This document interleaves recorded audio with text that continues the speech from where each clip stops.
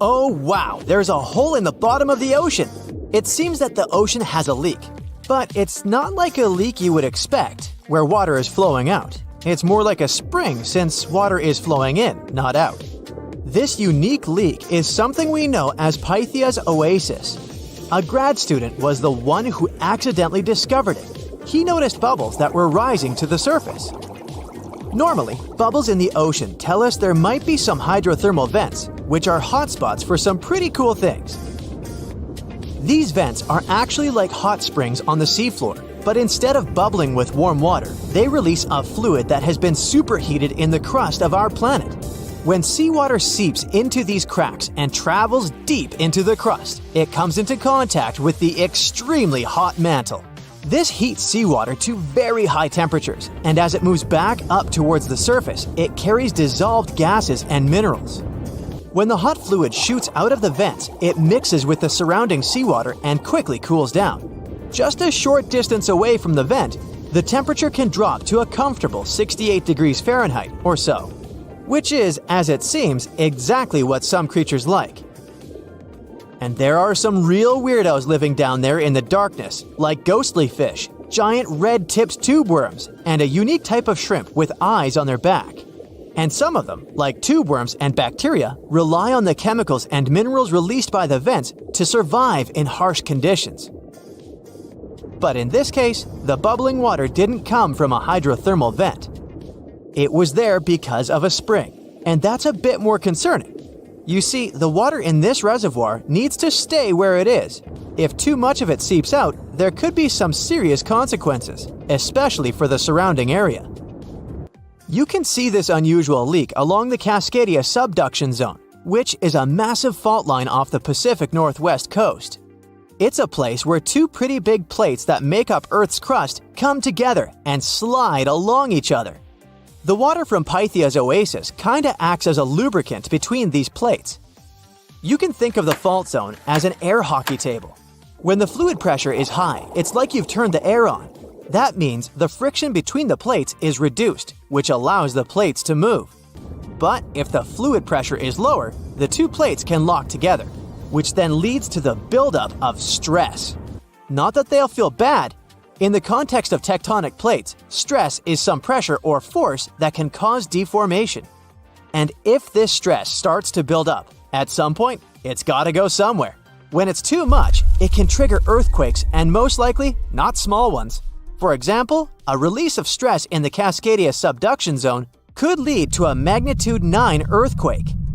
For comparison, the biggest earthquake we've ever recorded happened in Chile in 1960, and it had a magnitude of 9.5. The damage was enormous.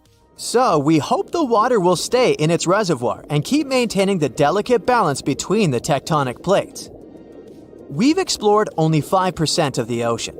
Who knows how many cool things are there at the bottom, waiting to be found? For example, check out these mysterious holes scientists have stumbled upon in the depths of the Atlantic Ocean, near the Azores. They're neatly aligned and are about 4 inches apart, or in some cases, even several feet. They resemble punctures left by a sewing machine. Some think these holes could have a biological origin. For instance, some fish may have made them while walking along the seafloor. Others believe we could be looking at something that's human-made, maybe left by a spiked tire. Of course, such holes are perfect for making up stories about creatures from other planets who allegedly made them. Or maybe even legendary monsters, like that one from Loch Ness. It's definitely hard to explain such symmetry of the holes, but one deep-sea biologist offered a pretty good explanation. He said there could be an animal burrowing beneath the sediment, and from time to time, it could make little chimneys just to get access to clean water circulation in its small burrow. I mean, there are sediment piles around the opening of each hole, and they do support the idea that something pushed the soil from below.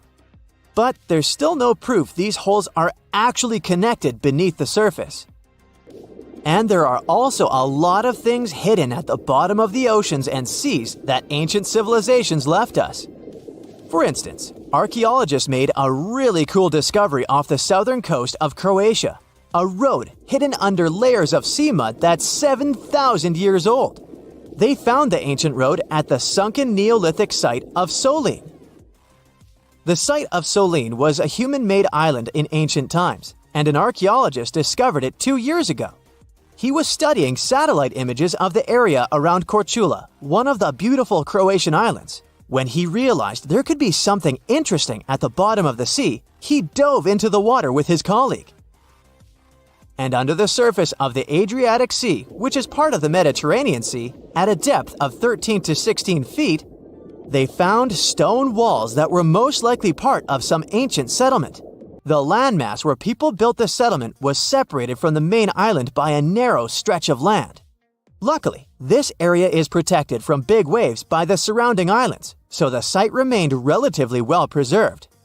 It's now hidden beneath the surface of the sea and covered in mud. But it's so exciting to imagine how people walked on that road nearly 7,000 years ago, visiting nearby settlements.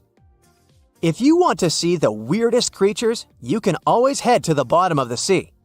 Actually, scientists have determined there could be more than 30 potentially new species at the bottom of the Pacific Ocean. They've collected them using their remote-controlled vehicle. That's a big step because until recently, they could only study such creatures through photographs. I'm talking about segmented worms, different types of coral, some invertebrates similar to centipedes, and many others. But there are also many old freaky creatures that we already know about that look like they came from sci-fi movies. Red octopus, blobfish. Okay, this one kinda looks normal until you raise it to the surface. The goblin shark, Sloane's viperfish, zombie worms. Ugh. Yeah, I hear ya. Let's move on. The seafloor hides things from space too. There are traces of rare forms of plutonium and iron at the bottom of the Pacific Ocean. And what's awesome is that all this has come from space. These radioactive materials probably formed during some kind of cataclysmic event in space and eventually made their way out to our beautiful home planet. And this extraterrestrial debris most likely appeared on Earth within the past 10 million years. After it fell to the Pacific Ocean and settled at a depth of almost a mile, it became part of all those layers of rock down there. Plutonium is especially exciting for scientists. I mean, only tiny amounts of it have been found. Hundreds of atoms maybe. But it's still remarkable because these atoms are created by exploding stars. Things like this can help us better understand how the universe produces elements heavier than iron, like plutonium, gold, uranium, and platinum. We're still not sure about the origins of these elements. For a long time, scientists believed that supernovae, which is when a star comes to its end in a fabulous explosion, were responsible for creating these heavy elements. But it seems it's not just that. Some other cosmic events, such as the collision of neutron stars, which are super dense collapsed stars, or some rare types of supernovae, could also be involved. Whoa, let me get my popcorn! You rub your eyes, trying to make sense of everything. Perfect circular holes in the bottom of the ocean floor off the coast of Big Sur in California. You have no idea how this happened, even though you're a marine biologist who's been practicing it for years. You go through some of the old records and find out that these holes have been around since the 90s. In 1999, a ship-mounted sonar conducted a survey and found 5,200 of these pockmarks, or large holes over 500 square miles, on the ocean floor. They look like moon craters underwater. You contact your team and get the robot ready to go down and explore the scene and bring back a few samples. You and the team drive to the coast and hop on the boat. You're sitting inside controlling the robot with a joystick. Your teammate sets the robot in the water and drives it down. Everything seems normal near the surface, but as the robot goes lower, the pockmarks start appearing. A bunch of boats swift past you, making you lose your balance and focus. The robot turns on the flashlight so you can see better. But as it goes lower, the resolution is less crisp. It almost reaches the bottom, and the holes are smooth and nearly perfect circular shapes. Some of these holes that were visible in the sonar reading measure more than 30 feet across and 15 feet deep. You show the rest of your teammates the images, and they're shocked. The robot continues swimming, but there appear to be more holes all around. Many of them are too small for the scanner to capture from above. These microdepressions are steep and have sort of tails going in a certain direction. It's possible that the currents underwater played a role in their shape. Everywhere the robot swims, there are new holes all around. After a couple of hours, the robot goes back to the boat with some samples. You take them back to the lab and study them. The robot clearly captures images of human trash, but the samples don't indicate anything alarming for now. Despite the fact that 1/3 of the pockets are filled with trash, there's still no explanation of how they were formed. It's late at night and the rest of your team heads back home. You're passing out in the lab, still trying to find some answers.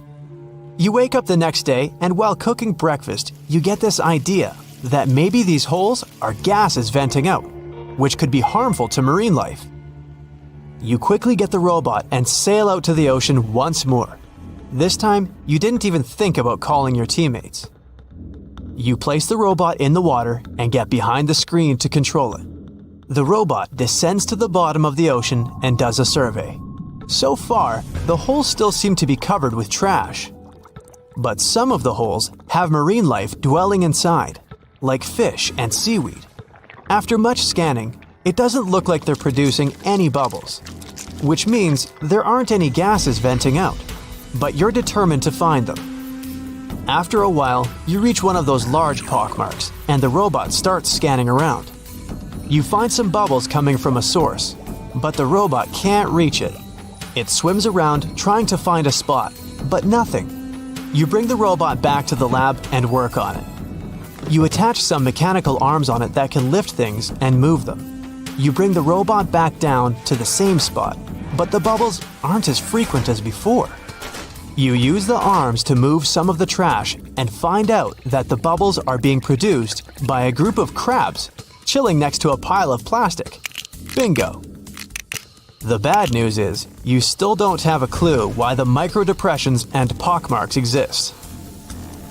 As you try to control the robot to go back to the surface, an octopus wraps its tentacles around it, pulling the robot down. You struggle with the controls and push it to maximum power, but the suctions of the octopus are too strong to break off. It's a game of tug-of-war with the octopus and your robot. It takes the robot under a pile of trash, thinking it's lunch. But you use the arms to maneuver the robot out and swim back to the surface. You go back to the lab even more confused. The robot has collected more samples for you to study. Your eye is glued to your microscope, trying to figure out what's going on, but nothing. You decide to do a carbon dating test to determine how old these holes are. After a while, you check out the results and are even more stunned than before. They show that the holes are around 400,000 years old, so it's likely that human trash wasn't the cause for all this. You pull many all-nighters trying to figure out the truth. You gather your team once more and hold a small press conference about this. You claim that this may be something we should be extremely worried about, but you still can't tell them more than what you know.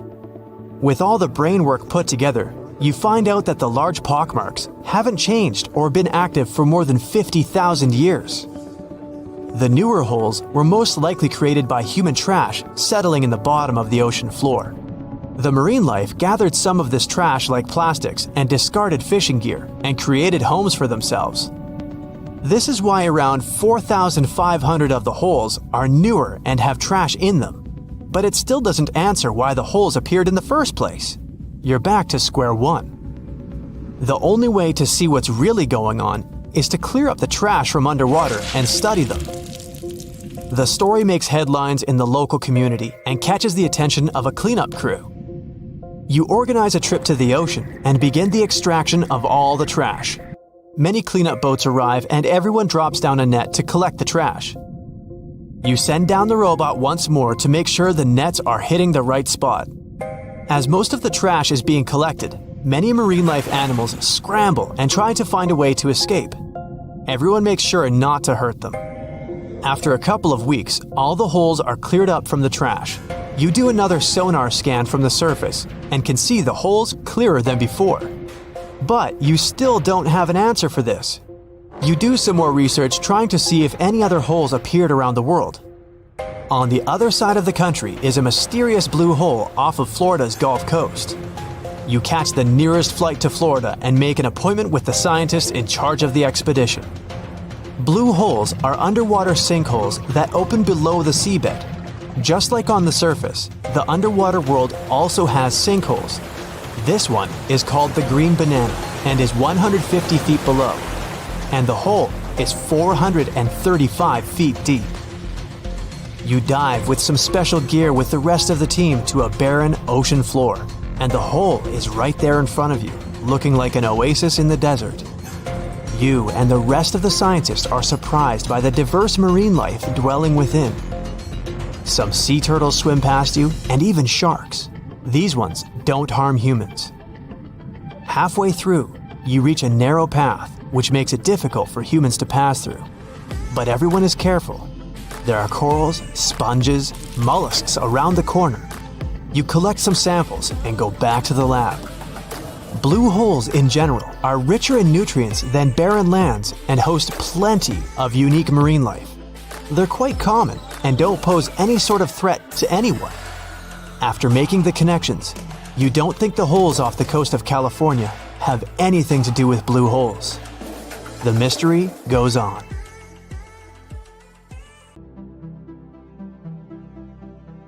Back in 2018, the biggest active underwater eruption ever happened, at least the one that we could officially record. Scientists followed earthquakes that struck the area in the western Indian Ocean off Madagascar. Between 2018 and 2021, over 11,000 earthquakes struck a small island called Mayan between Madagascar and Mozambique. The strongest one had a magnitude of 5.9. Until then, this area had been pretty peaceful. There had only been 2 earthquakes recorded over 50 years. Along with regular earthquakes, there were also some unusual seismic hums, like earthquakes at pretty low frequencies, forming deep underground. People couldn't feel those hums at the surface, but researchers around the world discovered them and realized they were related to volcanic activity no one actually noticed coming. Something strange happened. That underwater eruption created a giant skyscraper-sized volcano. This new underwater volcano turned out to be around 1.5 times the height of One World Trade Center in New York, and almost 10 times bigger than the Statue of Liberty. The area where it appeared had been explored in 2014, but it was almost flat, peaceful, and empty back then. Now, there is an actual volcano nearly 8,500 feet below sea level. The volcano gets its magma from a super profound reservoir located nearly 34 miles underground. It's the deepest reservoir of volcanic magma that we know about. The Earth has layers, and the middle one is kinda chunky. It's very much like peanut caramel filling many chocolates have. Research shows there are probably hunks of oceanic crust deep inside the Earth's liquid mantle. They're stuck there, creating large lumps in something that was supposed to be a smooth layer. Our planet has a rigid outer layer. It includes a hot upper mantle and cracked crust. The hot mantle moves and churns all the time, making the crust at the surface move too. This way, the oceanic crust dives into the depths and makes huge magma plumes go up toward the planet's surface. Scientists even found an ancient piece of the Pacific Ocean hundreds of miles underneath China. Those are the old remains of the Pacific seabed from long ago, and they were pulled downward below Earth's surface into the mantle transition zone. This rocky slab that used to be at the bottom of the ocean is made of the crust and some solid parts of the upper mantle. Most of the volcanic activity on our planet happens where we don't even see it, under the surface of the ocean. About 70% of all volcanic activity happens in the oceans, and mostly in the area of the South Pacific, with over 1,100 volcanoes squeezed into that area. Coastal cliffs, mountain changes, soils, and sediments that line valleys. These are only a small portion of the rocks on our planet. Oceans hide so much more deep down below the Earth's surface. In between the Earth's surface and its core is the mantle. It's a warm, thick layer of rock that moves and flows constantly. Some hundreds of miles below, there's a place where diamonds grow. As they form, they go through high temperatures and pressure, after which they eventually freeze. That way, when they arrive at the surface, scientists can explore their structure, find out how they formed, and understand better what's going on in the depths of our planet. Thanks to diamonds, they realized the mantle was very wet, and it possibly contained much more water than all the oceans on Earth. Our planet is eating up its own oceans. As its tectonic plates move, dive, and go beneath one another, they drag huge amounts of water into the Earth's interior. The water beneath the surface of our planet can help with developing magma and lubricate faults, which actually makes earthquakes more likely to happen. Water is actually stored in the minerals. It gets incorporated into the planet's crust when new oceanic plates form. They go through the process of bending and cracking as they grind under other plates, and huge amounts of water then go deep into the crust and mantle. Scientists research an area that's 18 miles under the surface. They realize these zones pull 3 billion teragrams, which is more than 2 billion pounds. Any ocean is like a whole new world. There are incredible sceneries below the surface, magnificent waterfalls, lakes, and rivers. There are thick layers of salt beneath the seafloor, and rivers and lakes form because seawater goes through those layers and dissolves them, creating something that resembles pools. The dissolved salt makes the surrounding water denser. That water then settles there, which eventually forms underwater lakes or rivers. But there are also mountain chains, trenches, canyons. There's a canyon in the Bering Sea with more than 8,500 feet of vertical relief. This makes the Grand Canyon look way smaller than it is, since the underwater canyon is nearly 2,500 feet deeper. Deep parts of the ocean are really cold. The temperature of the water can be about 40 degrees, but at the bottom, water can get boiling hot. There are hydrothermal vents in the seafloor. Those are the hot springs located at the edges of tectonic plates. The water they release can reach a temperature of up to 750 degrees Fahrenheit, but the pressure at such depths is very intense. So intense, no human being can handle it. Still, it's the pressure that keeps the water from boiling. Ocean depth is on average 2.3 miles. Light waves can still enter at 3,280 feet, even though it's in a very small amount. So all the mysteries hidden below that point remain in total darkness.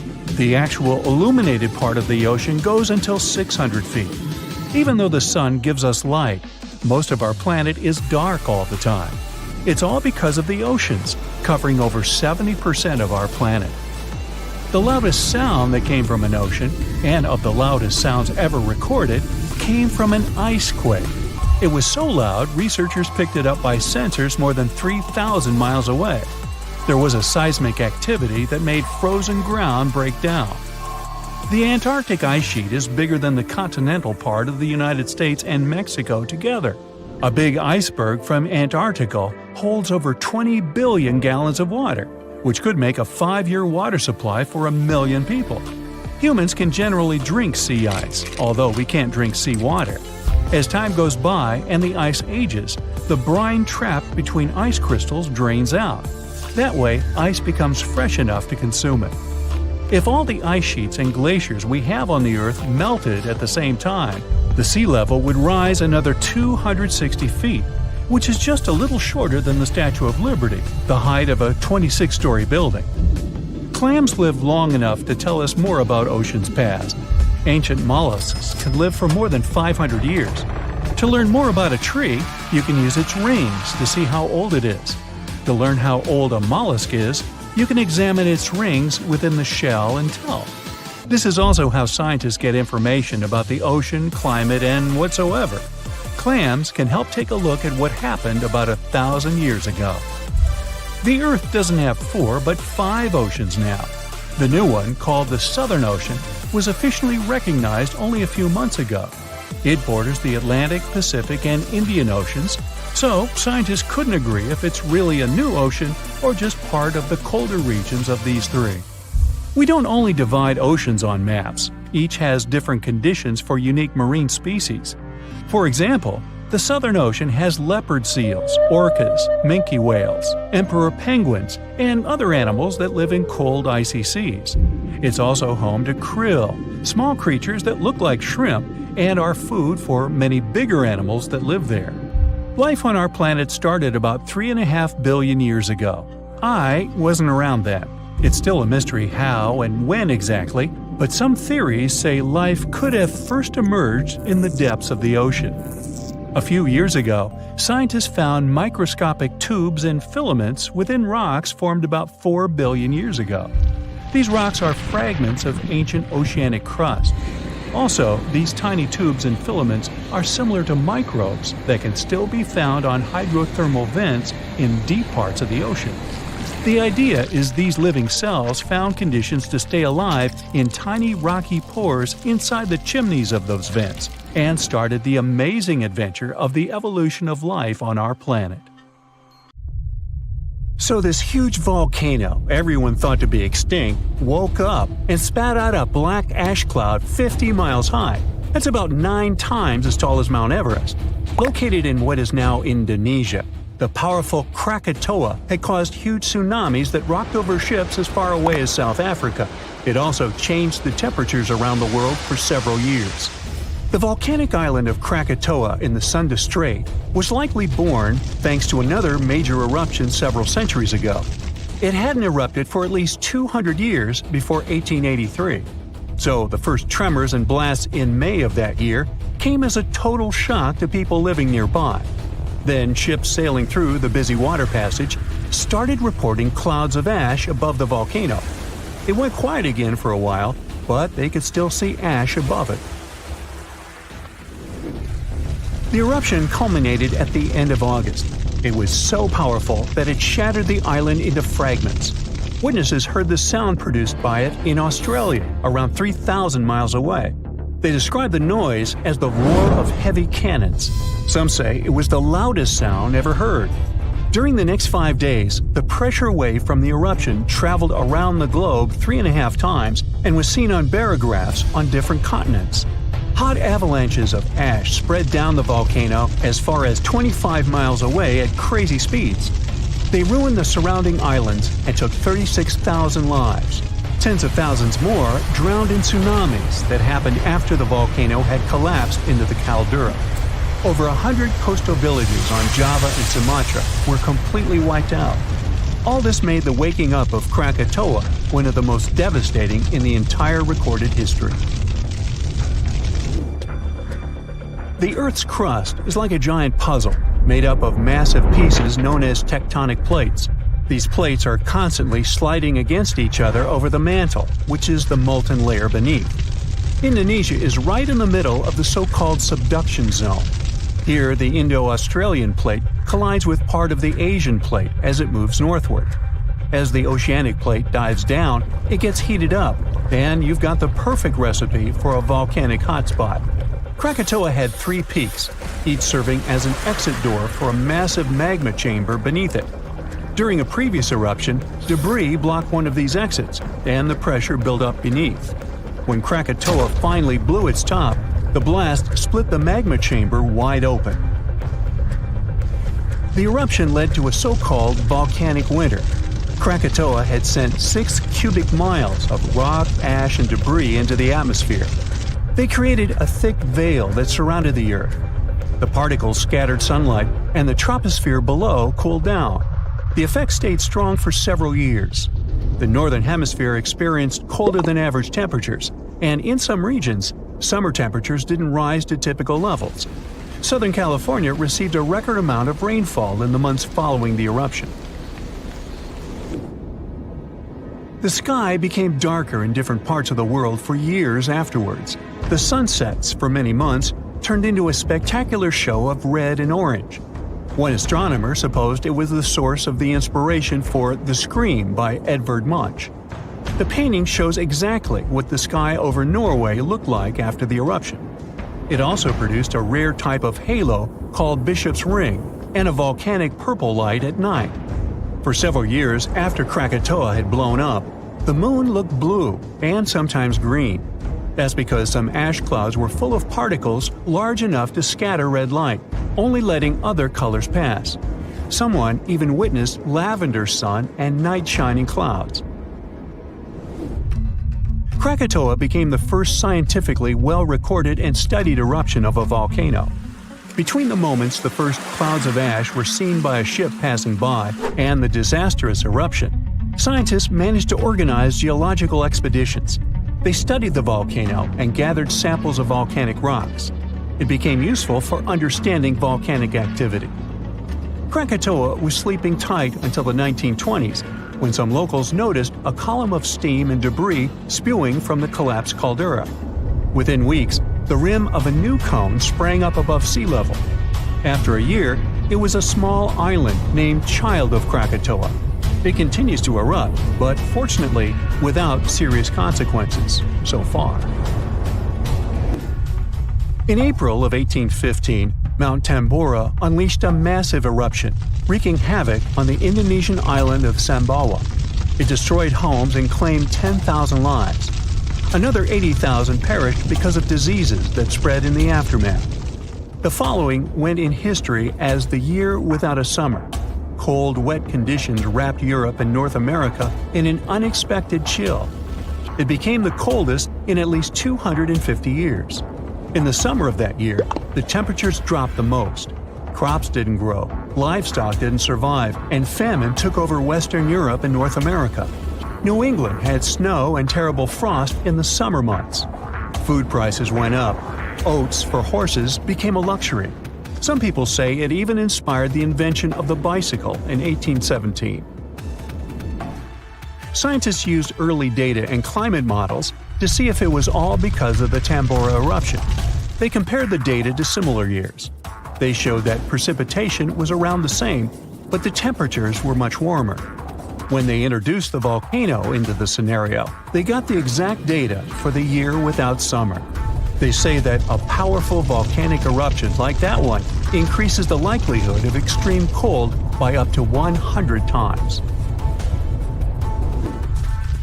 The explosion of the Toba supervolcano on the island of Sumatra around 74,000 years ago became the Earth's largest volcanic eruption in 28 million years. Parts of Indonesia, India, and a slice of the Indian Ocean got a cozy blanket made up of 6 inches of volcanic debris. It spat out a volume of rock comparable to almost 3 million Empire State Buildings. The crater it had left behind is still seen from space. All the ash and volcanic gases that sprang into the atmosphere because of the eruption partially blocked the sunlight. A severe volcanic winter began and lasted for 6 to 10 years. Some anthropologists see a connection between the Toba eruption and how limited modern humans are when it comes to genetic variety. Around 74,000 years ago, exactly when the Toba erupted, there was a population nosedive. That's why all modern humans trace their roots back to a tiny group of survivors. The Toba catastrophe theory proposes that most early humans in Europe and Asia didn't make it through the post-eruption climate chaos. Instead, a lucky, genetically limited bunch found their safe haven in Africa.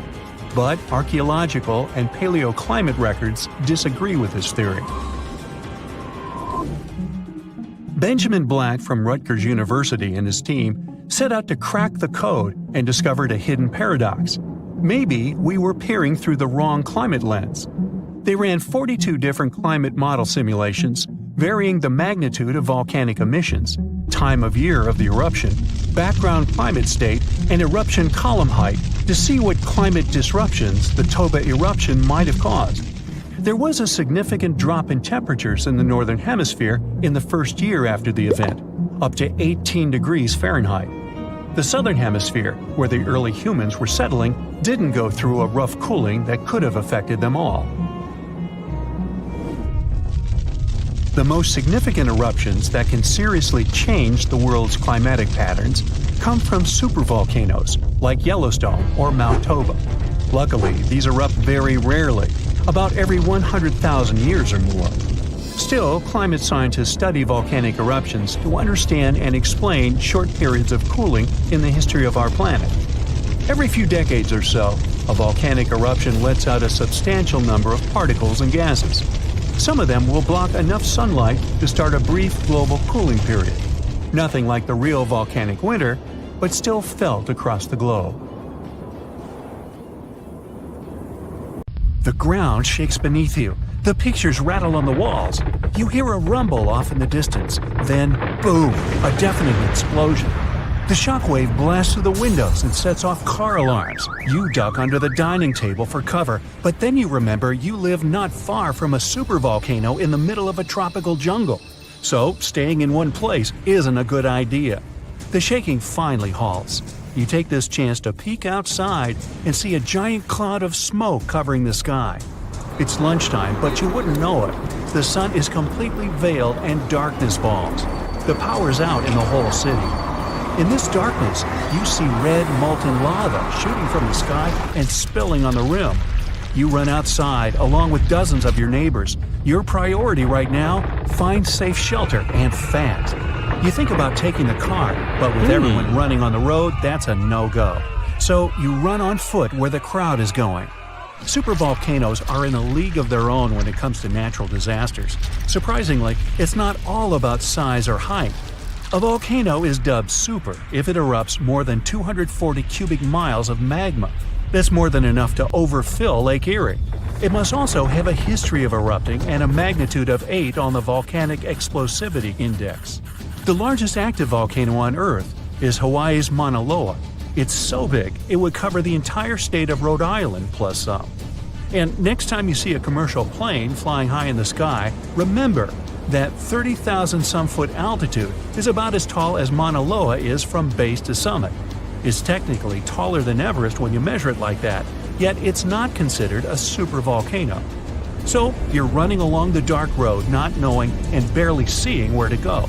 Then, all of a sudden, a massive flaming boulder smashes through the bridge in front of you.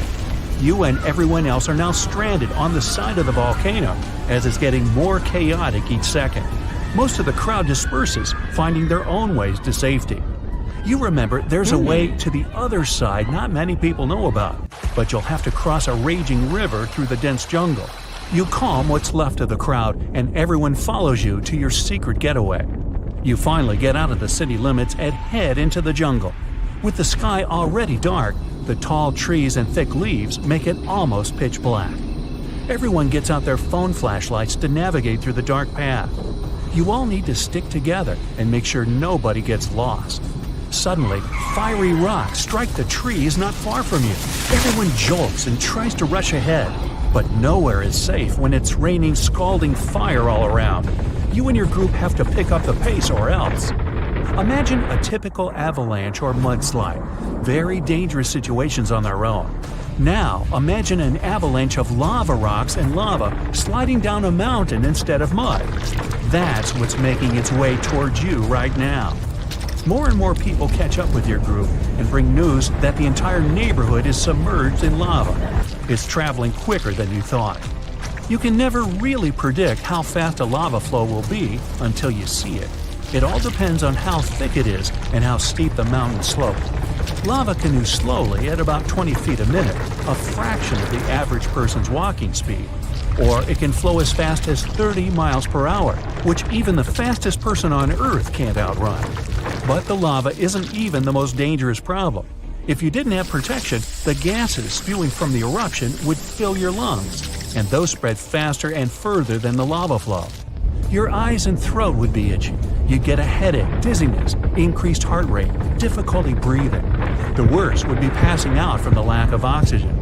Luckily, everyone managed to grab their gas masks before leaving their homes. You're now entering the treacherous terrain of the jungle and the danger zone. Everyone's phone batteries are giving out one by one, so your vision is even more limited. The terrain is tougher and you can't hear any sounds from the river. At this point, you're not even sure if you're going the right way. But your instincts tell you the deeper you go, the safer you'll be. The path is muddy, and the vines are hindering everyone's movements. That's when you hear something big running through the jungle. It's coming up on you fast. You can't see a thing until it's right up on you. A bear. And there goes a rhino. Wild cats, domestic cats, dogs, different creatures of all sizes and species. They all come running through the jungle right past you. You and your fellow humans aren't the only ones fleeing from the eruption.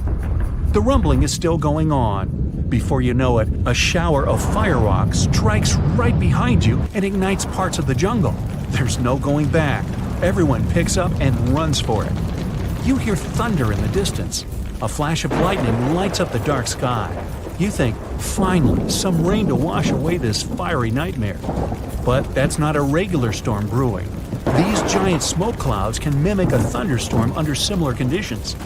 Your luck finally pays off. You hear the river straight ahead. You reach the bank and have to hop on some stones to get to the other side.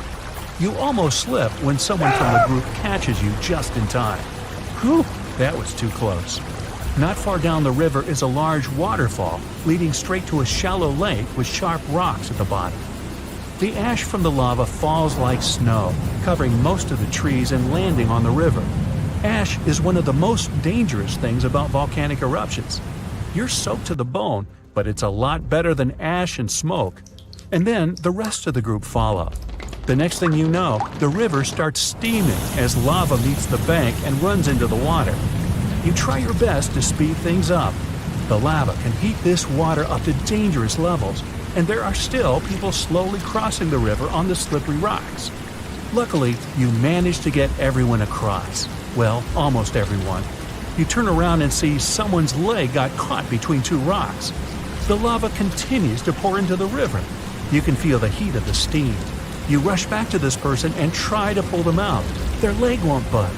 Someone else from the group comes to help, and you're finally able to pull them out in the nick of time. You and everyone else, now exhausted from your trek, keep going as far as possible. That's when you see the main road that connects you to the broken bridge.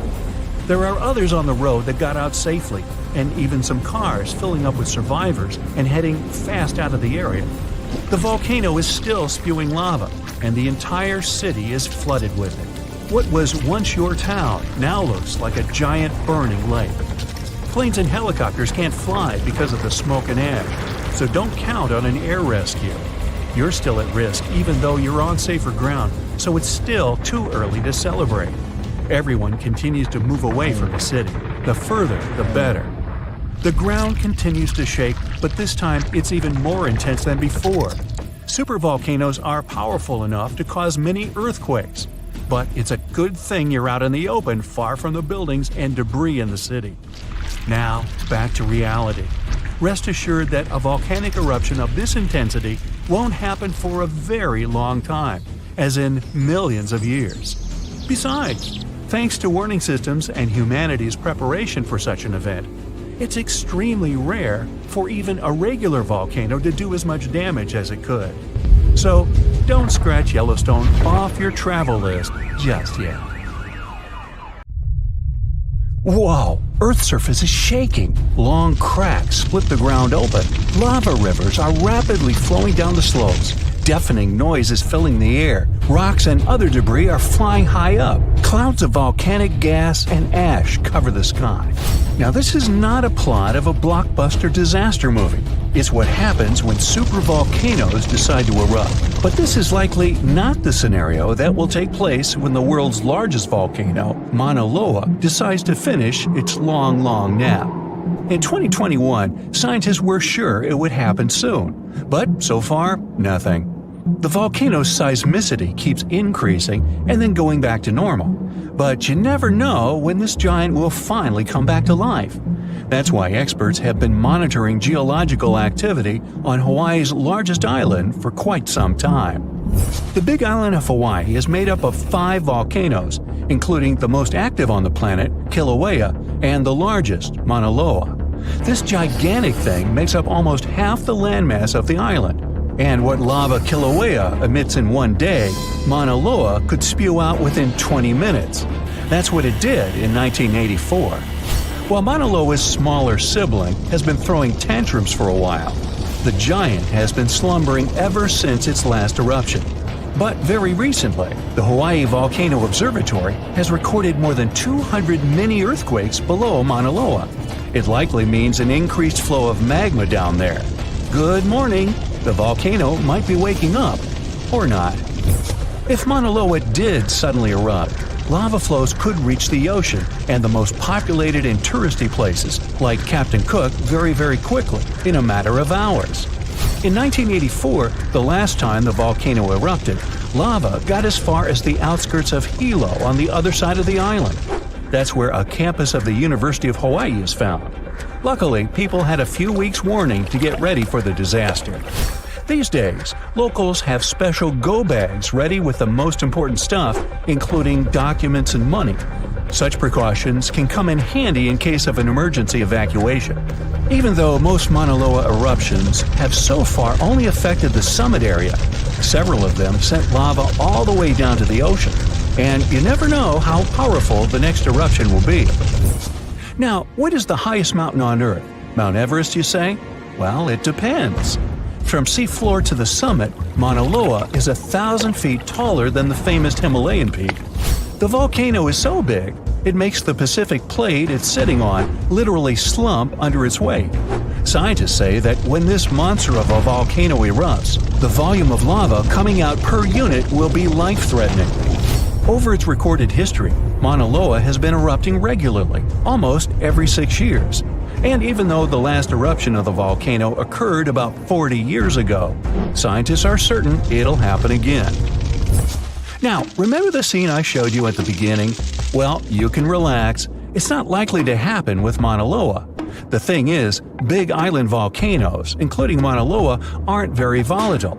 That's because they're shield volcanoes. These volcanoes got such a name because they aren't really very high and resemble a warrior's shield placed flat on the ground. Shield volcanoes get formed by very fluid lava. It travels farther and forms much thinner flows than lava erupted from a stratovolcano, which is conically shaped and tall, like the infamous Krakatoa in Indonesia. So if, or should I say when, Mauna Loa erupts, there probably won't be ash clouds and tons of debris. The most dangerous thing will be lava. Since Mauna Loa is a shield volcano, its lava is extremely fluid and voluminous, which allows it to flow far and fast. Using theoretical vent maps, experts from the Hawaii Volcano Observatory have made charts of possible lava flows. They're kind of worried about earthquakes clustering at high rates. It likely means that lava is on the move under the surface. 500 to 600 earthquakes per day are a serious reason to be on high alert. On the other hand, it doesn't necessarily mean a disaster or inevitable eruption. Around a decade ago, several earthquakes that happened at the same time signaled that something was happening under Mauna Loa. But an eruption didn't occur. Instead, half the volcano shifted a bit to the south. This way, it probably gave more room to magma so that it had enough space to stay beneath the surface. Now, let's get back to the catastrophic eruption we saw at the beginning of the video. That's what often happens when a supervolcano erupts. Those are volcanoes that have at least once had an eruption with a volcanic explosivity index of 8, which is the largest recorded number on the index. Supervolcanoes are often extremely large, with no cone at all. That's because they're typically the remains of gigantic magma chambers that once flared up, leaving behind a caldera. They're usually found over hot spots. Supervolcanoes can produce super eruptions, and when they do, they blow more than 240 cubic miles of ash, molten rock, and hot gases up into the air. In other words, 4 super eruptions could fill the Grand Canyon to the brim. Supervolcanoes get formed when gigantic volumes of scorching hot magma are trying to escape from deep underground. This magma rises close to the surface but can't break through Earth's crust. That's why a huge pressurized pool of bubbling magma gathers at a depth of only several miles. The pressure keeps growing because more magma is trying to get to the surface until, bam, a super eruption occurs.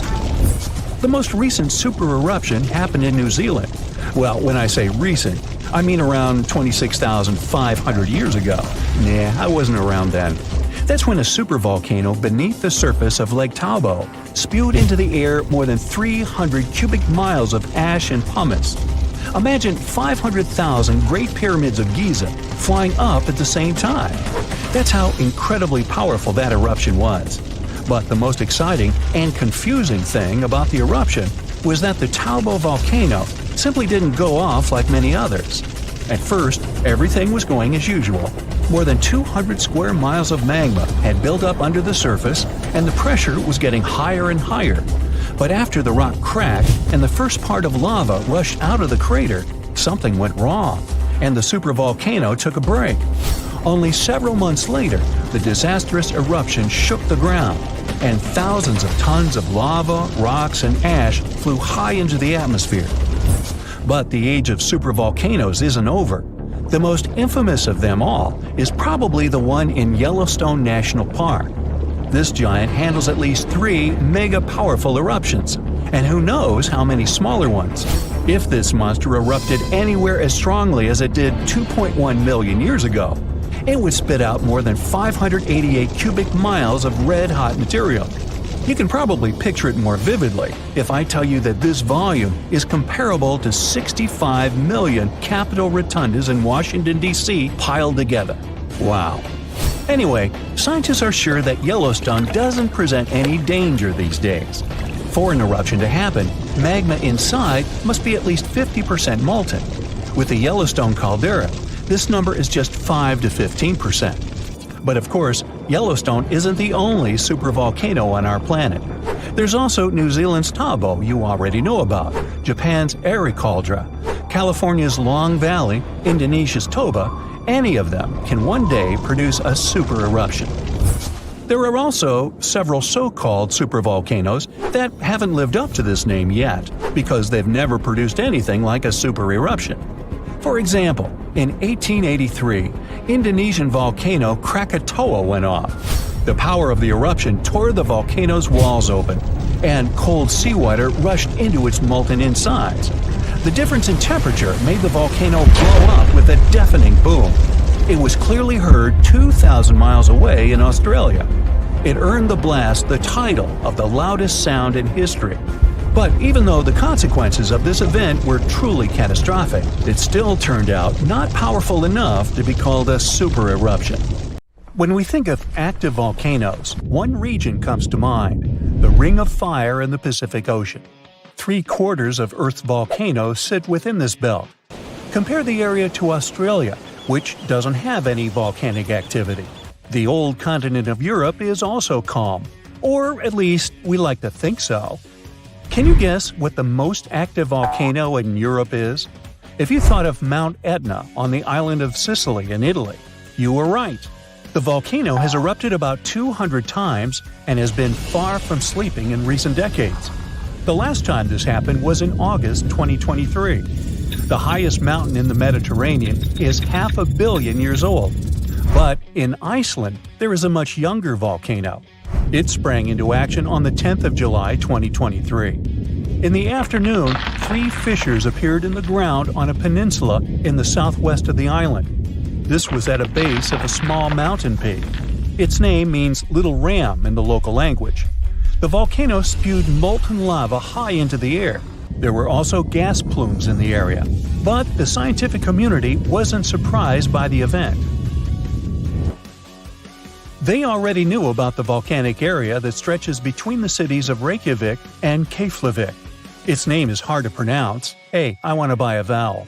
It had already erupted during the previous 2 summers. This activity came after 8 centuries of dormancy. In the days leading up to the latest eruption, seismologists, the scientists who study earthquakes, recorded over 12,000 tremors. When the ground opened up in July, the fissures were over 1.5 miles long. The following morning, 2 of them closed. All the lava was now coming out of the last fissure. It grew into an elongated cone, the simplest shape of volcano we are all familiar with. The lava soon filled a large crater. It grew almost 100 feet tall during the first week, and it is still growing.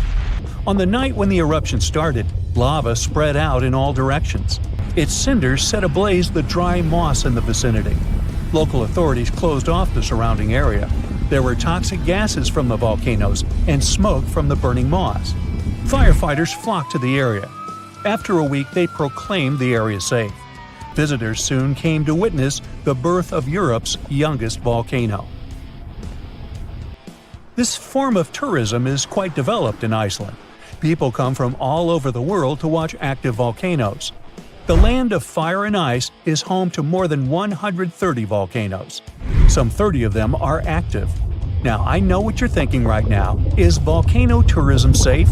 In Iceland, it is. The country's authorities research and constantly monitor all of the hotspots. The island is dotted with several dozen seismic stations. These help researchers accurately predict future eruptions, and emergency services are accustomed to these sorts of events. They can quickly cordon off danger zones. This is what happened in 2010. A volcano in the south of the island, the name of which everyone struggled to pronounce, erupted. It spewed out a plume of steam and ash that was 7 miles high. This wasn't a fun time to be an air traveler. Winds carried the enormous plume southeast toward northern Europe. Many countries closed their airspace for several days for safety reasons. The volcano erupted in March, but the Earth was shaking from January the same year, so seismologists knew that an eruption was approaching. When it comes to the continent's youngest volcano, the tourist infrastructure is already there. Visitors can leave their cars at a designated parking lot. Then they go on a 5-hour-long trek. This leads to a viewing deck. Tourists are so close to the epicenter that they can feel the heat haze from the crater. The sight is the most impressive at nighttime. Safety is never a concern. Scientists regularly chart out hazard maps that outline the borders of lava fields. This way, visitors who stick by the rules are never in harm's way. More than a week after the eruption started, a section of the crater collapsed. Lava flowed downhill west of the volcano. This majestic smoldering hot river is slow-moving lava. Scientists categorize it as an AA type. The term is Hawaiian. It describes basaltic lava that has a rough and brittle surface. The flow is composed of broken lava blocks that are called clinkers. They fall off as the substance flows. This reveals red-hot areas. The cooler sections of lava are gray and black in color. When it moves forward, it produces a distinctive sound like shattering glass. Nearly a month after the eruption of the new volcano, we got aerial footage of an interesting phenomenon. A tornado formed directly over the lava flow. This occurs due to the high temperatures in the area. When the conditions are right, a column of heated air can easily turn into a mini tornado. Scientists observed a similar event happen during the 2018 eruption of Mount Kilauea in Hawaii. The lava fields of Europe's second-largest island tell the story of the creation of Iceland. It sits above the place where the North American and Eurasian plates meet each other. Tectonic plates are huge, rocky chunks of Earth's most outer layer. There are roughly 20 of them. They rest on a partially molten layer of rock. All the lava we see on the surface starts its journey here. You could say that these plates float on molten rock. Their boundaries are unstable, so when two plates grind past each other, they release tremendous amounts of energy. The formation of volcanoes is one result. These are places where the molten rock travels upward to the surface. Iceland began to form some 60 million years ago. The tectonic plates under the ocean drifted apart. Enough lava piled up on the surface to create solid ground. This ancient rock is under the waves today. As new lava reaches the surface and cools down, it pushes the old rock away from the center of the island. That's why the oldest parts of Iceland aren't 60, but only 16 million years old. The country's active lava fields are young in geological terms. Some of them are under 1,000 years old. Scientists consider the island a hot spot for volcanoes, pun intended. Nearly a third of the basaltic lava that reaches the Earth's surface in recorded history came from Icelandic eruptions. Fissure swarms, like the ones before the 2023 eruption, cover 30% of the Nordic country. For this reason, only a quarter of the island is inhabited. Norse Vikings were the first people to settle in Iceland at the beginning of the 10th century. Nature threw them a loud welcoming party. Just a few years after their arrival, they witnessed one of the greatest volcanic eruptions in history. Vikings came from a region without volcanoes, so they had no clue as to what was going on. Today, Icelanders are used to such events. This is good because their homeland is entering a new era of volcanic activity. Volcanologists suspect that recent events are an introduction to decades of more frequent eruptions. The peninsula that is home to Earth's youngest volcano is just 17 miles southwest of Iceland's capital city. It's been dormant for a long time. Present-day eruptions there are a reminder that the natural processes that created Iceland are still ongoing. Recently, scientists discovered that there's a historical link between volcanic eruptions in the north of Europe and glaciers. Our planet went through at least 5 major ice ages. These were exceptionally lengthy periods when the average temperature on Earth dropped. The result was the expansion of ice sheets across northern Europe and North America. The last ice age ended some 10,000 years ago. Researchers are still trying to fully understand how these glacial periods affected volcanic activity. They suspect that the sheer weight of all that ice disrupts the flow of magma underground. When glaciers retreat, the pressure is lifted. This makes it easier for lava to flow upward to the surface where it bursts.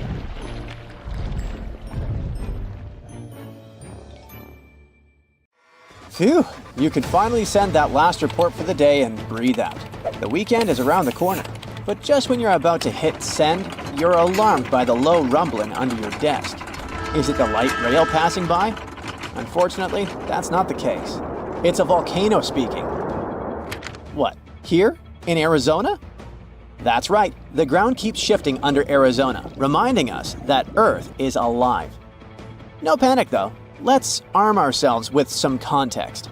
20 American states have extinct, active, and dormant, currently sleeping, volcanoes. Among such states, you can find California, New Mexico, Nevada, Utah, and Colorado. On the bright side, Arizona's volcanoes are dormant at the moment, but it doesn't mean they won't go off in the near or not so near future. Now, how about traveling to Arizona to check the traces of its active volcanic past? They dot the desert landscapes of this state like spots dot a Dalmatian. There are entire volcanic fields southwest of Phoenix, east of Douglas, near Flagstaff, north of Kingman, and near the Mexico border. The most worrying thing about these fields is that even though they're not active at the moment, eruptions in this region might happen every 1,000 years or so. Well, the time seems to be up. The last powerful and destructive volcanic eruption occurred around 1,000 years ago at the Sunset Crater. Oh, this place is worth paying more attention to. And we will, but a bit later. First, we have to talk about hotspots. No, not that place where you can surf the web. In our volcanic context, a hotspot is a place where insane amounts of heat melt the overlying crust, Earth's thin outer layer, and form volcanoes. This heat rises from the mantle, which is located between our planet's dense, superheated core and the crust. Want to see an example of this type of volcanism? Welcome to the Hawaiian Islands. The Big Island has its active volcanoes because, at the moment, it's situated on top of the Hawaiian hotspot. The older Hawaiian Islands were once there too, but later they drifted off towards the northwest. It happened because that's where the oceanic crust on top of which they sat, namely the Pacific Plate, moved. Now, look at the world's ocean basins. Yes, they're literally dotted with islands that sit on top of hotspots, like Hawaii, Iceland, Samoa, the Galapagos. Those are probably the most famous examples. But don't think that continents can't host hotspots. They can, but those are far less common. One of the most famous continental hotspots is, I bet you know it. Yep, the one beneath the Yellowstone caldera. By the way, the caldera is a vast volcanic crater, especially one formed as a result of a massive eruption that led to the collapse of the mouth of a volcano. The Yellowstone hotspot is basically the creator of Old Faithful and the rest of the hot springs and mud pots for which the national park is famous. Speaking of Old Faithful, let's make a small detour and pay more attention to this wonder of nature. It's one of the most well-known geysers in the world. People have been coming from all over the globe to see it for more than a century. The cool thing about this geyser is that the likes of it can only form under very specific conditions. That's why they're pretty rare. Magma under the surface superheats pockets of underground water. The pressure there keeps growing until it eventually pushes the water upward with immense strength. A certain volcanic rock with a high silica content lines the tunnel through which this water escapes. Basically, it creates a unique pipe that can withstand unbelievable pressure and heat created by the water erupting above the ground. Old Faithful was the very first named geyser in Yellowstone. If you come to visit it expecting the thing to erupt every hour on the hour, you're gonna be disappointed. On average, Old Faithful erupts every 91 minutes or so, which isn't that bad either. Plus, you can download a special app which will provide you with the approximate time of the next eruption. But be very careful while visiting and stay away from the site. The water erupting from the powerful geyser reaches 204 degrees Fahrenheit. The steam is even more scorching, up to 350 degrees Fahrenheit. It's hot enough to bake a cake. But let's get back to our volcanic hotspots. Scientists still don't clearly understand why there aren't many hotspot volcanoes on continental crust. One reason might be that the continental crust is much thicker than the oceanic crust, which is about 4 times as thick on average. Another reason could be that most of Earth's crust, about 2/3 of it, is oceanic. This means that there's less continental crust for hotspots to form under. Now, I bet those of you living in Arizona will appreciate the following info. We'll talk about a volcanic field right in the heart of this state, the San Francisco Volcanic Field.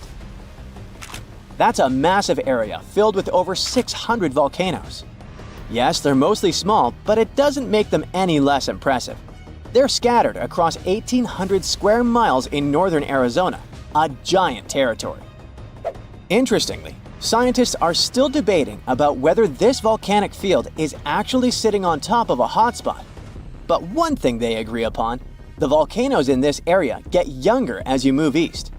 And this pattern matches up with the North American plate moving west over what could be a stationary hotspot beneath the surface of our planet. Cool, huh? The volcanic hullabaloo in that area started around 6 million years ago. So, in geological terms, it's relatively young. As for the most recent eruption, it happened less than 1,000 years ago. The Sunset Crater, which I mentioned before, the one near Flagstaff, is the most famous vent from that eruption. The Sinagua people had to leave their homes at Wupatki Pueblo because of the eruption. That site is now part of the Wupatki National Monument. There, you can see how people lived in this volcanic region many years ago. If you go to explore this area, you'll notice that most of the volcanoes there are basalt cinder cones, small and steep. The Colorado Plateau has quite dry weather conditions. That's why the volcanoes haven't worn down much. Some of the best examples of those cones, like this one, called the SP crater, still look like they appeared yesterday. But look around. It's not just cinder cones. The San Francisco Volcanic Field also has a stratovolcano, as well as some lava domes that formed from volcanic rocks with more silica than basalt you can find in places like Hawaii. It means they're thicker and don't flow as easily. Anyway, the stratovolcano is going to be one of the most epic sights you'll come across while exploring this volcanic field. Well, not the stratovolcano itself, but the San Francisco peaks, the remains of that giant formation. They stand tall at more than 12,600 feet. That's 4.5 Burj Khalifas placed on top of one another. It makes the peaks some of the biggest landmarks in northern Arizona. They're not only stunning, but also sacred to the Native American people who have lived in the area for many generations. Now, unlike those super active volcanoes in Hawaii, the San Francisco Volcanic Field takes its time, thousands of years between eruptions. But you shouldn't relax just yet. Geologists say another eruption is likely to happen one day. It will probably occur in the remote eastern part of the field, away from big towns. Phew! And if that next eruption is anything like the one that formed Sunset Crater, it would be quite the show. Lava fountains and rivers of lava flowing. At the same time, the next eruption might not happen for centuries, maybe even millennia. Until then, the San Francisco volcanic field will remain a hidden gem of volcanic history, waiting for its next fiery performance. The Earth has three main layers: two parts of the core, the dense, hot inner core, and the molten outer core. Then comes the mantle. And then follows the thin crust, the surface that supports life as we know it. At least, that's what we thought, because now scientists found a new mysterious layer located deep within the solid inner core.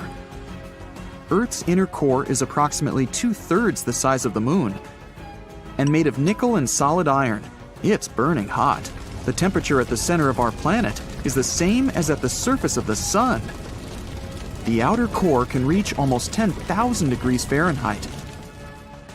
It's difficult to explore it because we can't go there, and it's like looking through a really dirty window of 3,200 miles of molten metal and rocks.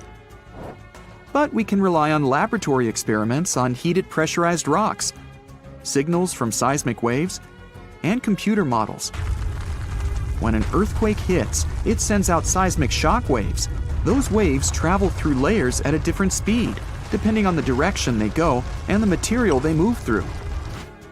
In the new study, a team of scientists set a data set of 100,000 deep earthquakes. Some of them went over 60 miles below the surface. When an earthquake happens on one side of our planet, scientists track its waves all along to the other side. Waves change when they come to the other side, so scientists try to understand the materials these waves have passed through. They found a new layer in the core of our planet thanks to earthquakes. Normally, shock waves travel along the equator, but down below, they digress and go into different directions, about 60 degrees to the side. When waves pass through the inner core going from north to south, they will travel more quickly than waves going through the core parallel to the equator. It's important to understand the core because it creates our magnetic field, which in turn protects the planet from things like solar winds that are charged particles coming from the sun. In the 1960s, we discovered the Earth pulsates every 26 seconds. It's like clockwork, a giant heartbeat. The ground is slightly shaking, but we mostly don't feel it. Researchers can still track it. Some of them think the continental shelf comes as a huge wave break under the oceans. For example, the highest part of the North American continent falls off into a deep abyssal plain. One theory says waves hit this spot, producing regular pulses. It's like having all kinds of drums. You hit them with your hands and accidentally slam that one spot that produces the right harmonic bang to rattle our entire planet. If this theory is true, we're lucky there are no more spots like this that can shake the Earth. Other scientists believe the pulsation happens because there's a volcano near the critical spot. The island of Sao Tome in the Bight of Boni. You're walking, running, and jumping, but when you stop, it always feels like you're standing still. In reality, you're moving even when you're perfectly still because our planet is always on the move. Depending on where you're at, you could be spinning through the universe at more than 1,000 miles per hour. If you're on the equator, you'll move the fastest.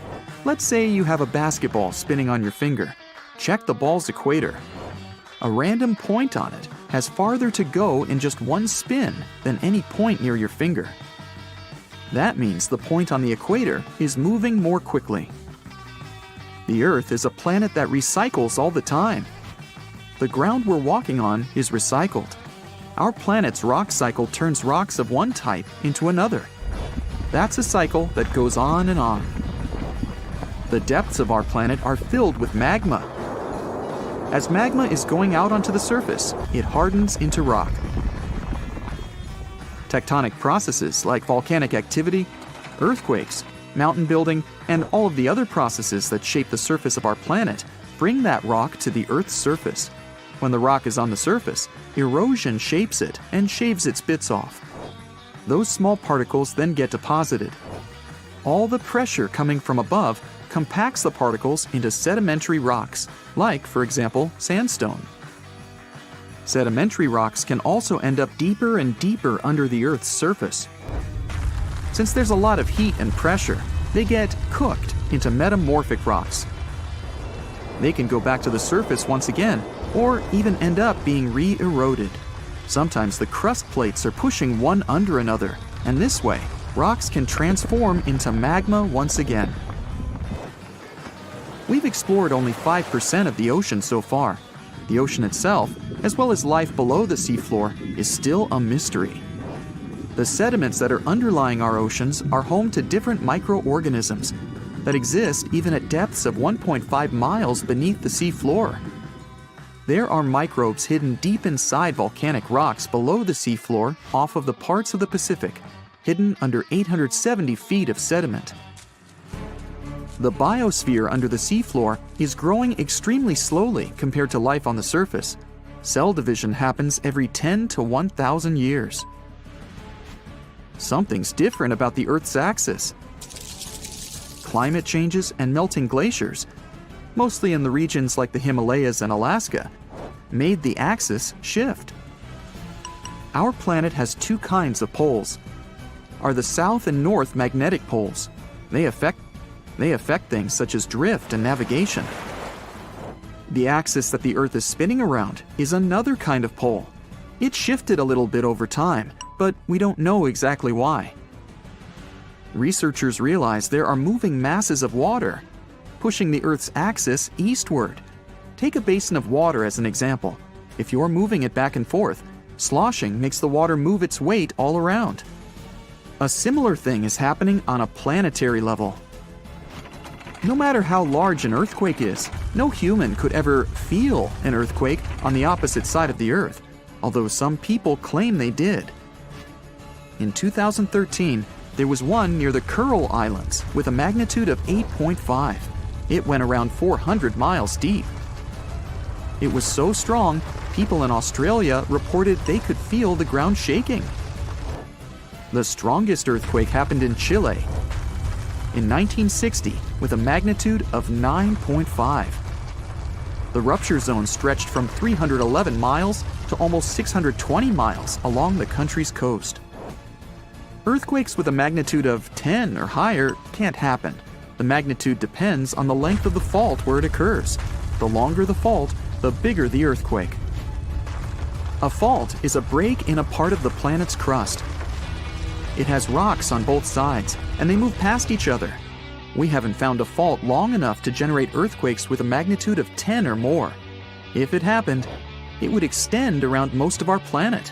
An earthquake with a magnitude of 12 would require a fault larger than our planet. One side of our planet is getting colder than the other. The Earth has a system that keeps it warm from the inside, a red-hot liquid interior deep below the surface. It spins and, at the same time, generates a magnetic field and gravity. That way, the Earth's core holds the atmosphere closer to the planet's surface. The Earth also absorbs heat from the sun, mostly on the surface. The heat doesn't spread equally on all parts of the Earth. One side of the planet, the Pacific Hemisphere, is losing heat more quickly than another, the African Hemisphere. This happens because land traps more heat than the surface under the ocean. The seafloor is way thinner than the landmass. Also, the temperature caused by the heat coming from inside the Earth is getting lower because of huge amounts of cold water above it. Clouds are not just like some fluffy distant pieces of cotton. They weigh more than 1 million pounds and help regulate our planet's temperature. If you take all the water droplets in clouds and bring them to the surface, you could cover the planet with a liquid layer as thin as a human hair. It doesn't seem like a lot, but this water is crucially important for climate. We'd have warmer temperatures if it weren't for the clouds. If all the volcanoes on Earth suddenly erupted together, it'd be loud. We'd also have around 1,500 of these formations bursting at once. Now normally it's just 10 to 20 volcanoes that are active each day.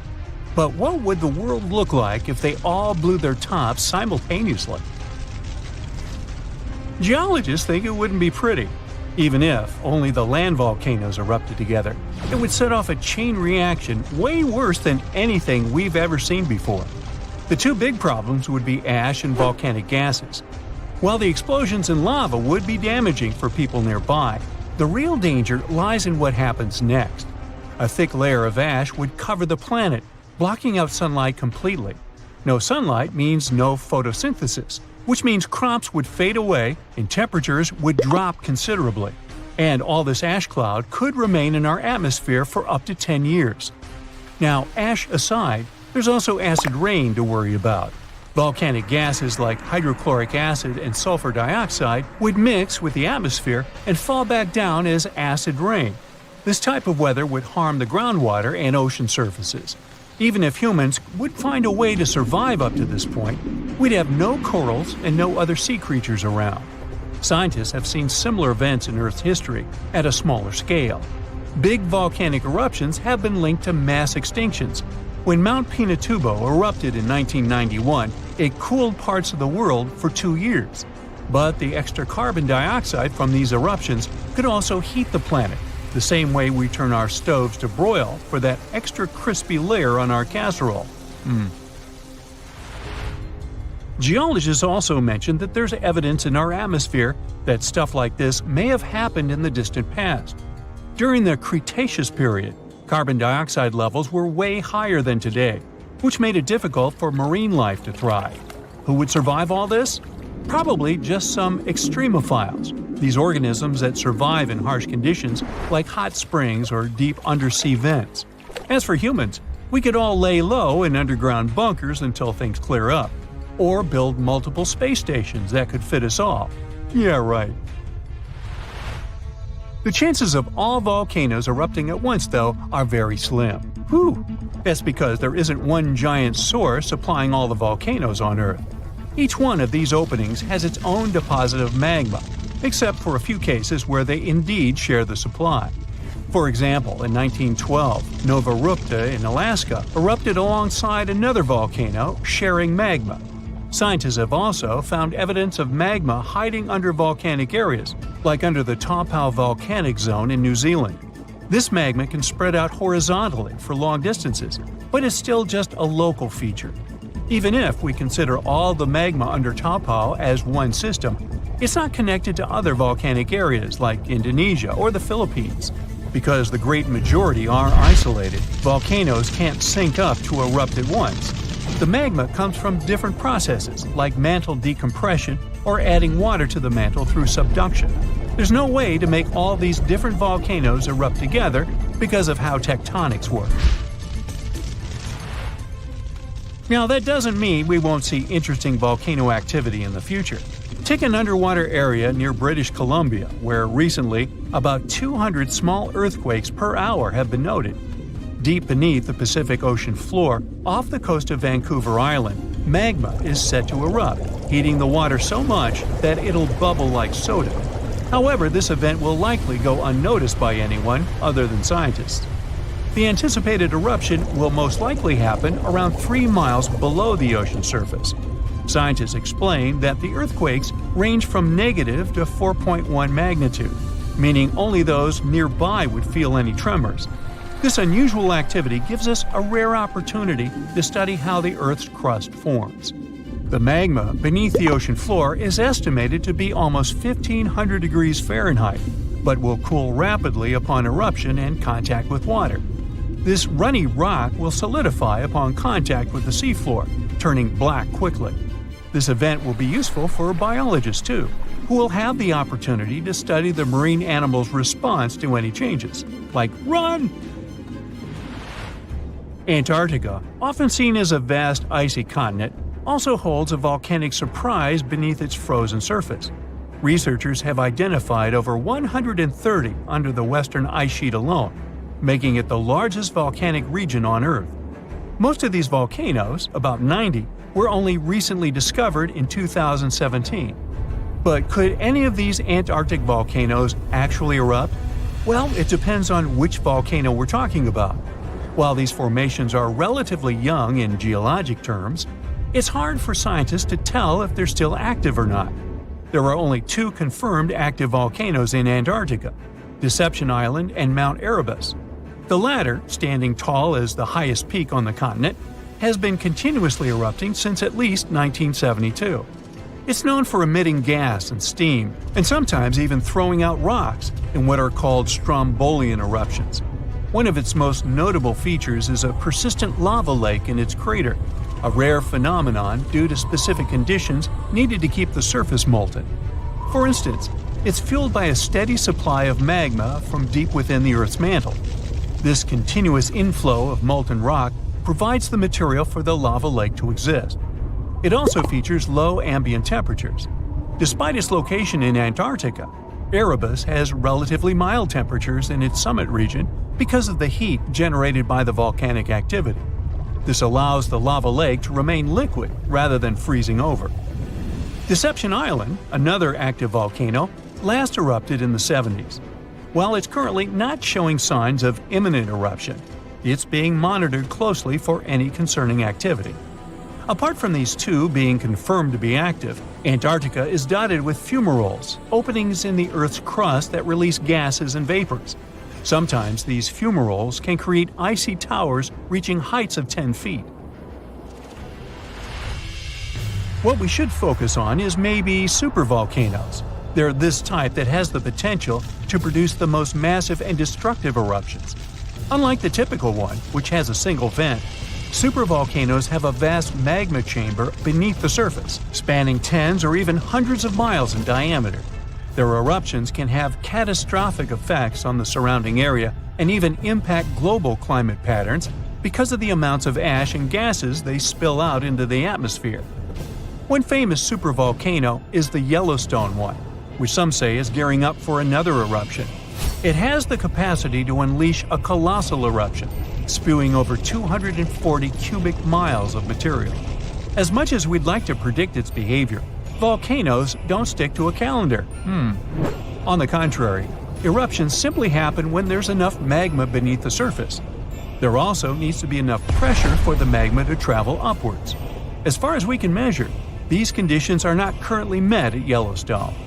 Sure, many volcanoes operate on a cyclical pattern, but that doesn't mean Yellowstone is overdue. In fact, Yellowstone has had just 3 major eruptions over the past 2.1 million years.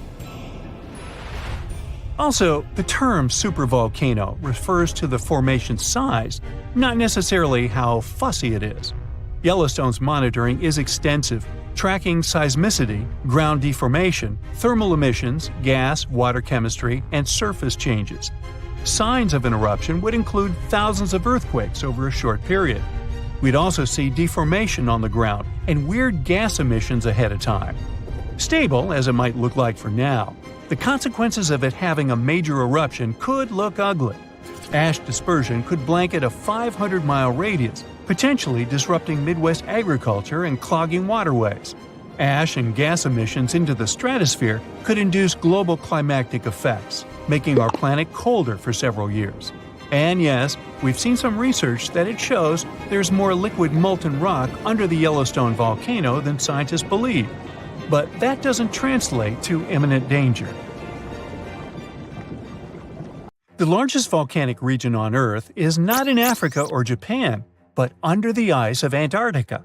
Scientists found 138 volcanoes in its western part, and if they decide to go wild, you'll surely notice it. They could melt huge amounts of ice that will move into the ocean, raise its level, and make our planet uninhabitable for humans. But before you pack your things to fly away to another planet, hear me out. Only 2 of the Antarctic volcanoes are officially classified as active now. And it would take a whole series of eruptions, decade after decade, to seriously impact the whole world. Mount Erebus, one of the 2 Antarctic volcanoes currently in action, proudly bears the title of the world's southernmost active one. It has been continuously erupting since at least 1972. It emits plumes of gas and steam and sometimes even spews out rocks, and scientists call it strombolian eruptions. One of the coolest features is a lava lake in one of its summit craters, with molten material on the surface. Such lakes are rather rare because they need certain conditions to make sure the surface never freezes over. The second active volcano is Deception Island, a horseshoe-shaped landmass. It is the caldera of an active volcano that last erupted over 50 years ago. Scientists who monitor it say it shouldn't go wild anytime soon. Antarctica also has plenty of fumaroles. Those are volcanic vents that release gases and vapors into the air. In the right conditions, they can spew out enough stuff to build fumarolic ice towers up to 10 feet tall. Scientists keep an eye on the Antarctic volcanoes with seismometers that detect when the Earth starts trembling from volcanic activity. Sometimes they also use more complicated tech, but it's all really challenging because of how far away this polar region is and how tricky it is to get there. That's why no one can predict when one of the continent's volcanoes that are now sleeping might erupt. We can guess what this waking up would look like if we analyze the events from nearly 20,000 years ago. So, shall we? One of Antarctica's sleeping volcanoes, Mount Takahe, had a series of eruptions and spewed out a good amount of halogens rich in ozone back then. Some scientists say these events warmed up the southern hemisphere. Glaciers started to melt and help finish the last ice age. For these events to repeat, we'd need a series of eruptions with substances rich in halogens from one or more volcanoes that are now above the ice. It's an unlikely scenario, but since it already happened in the past, it's not completely impossible. As for volcanoes hiding under a thick layer of ice, it looks like their gases would hardly make it to the atmosphere, but they would be strong enough to melt huge caverns in the base of the ice and produce a serious amount of meltwater. The West Antarctic ice sheet is wet and not frozen to its bed, so this meltwater would work as a lubricant and set the overlying ice into motion soon. The volume of water that even a large volcano would generate in this way is nothing compared to the volume of ice beneath it. So, a single eruption wouldn't make a difference. But several volcanoes erupting close to or beneath any of the western Antarctica's big ice streams would. Those ice streams are rivers of ice that take most of the frozen water in Antarctica into the ocean. If they change their speed and bring unusual amounts of water into the ocean, its level will rise. As the ice would get thinner and thinner, there would be more and more new eruptions. Scientists call it a runaway effect. Something like that happened in Iceland. The number of volcanic eruptions went up when glaciers started to recede at the end of the last ice age.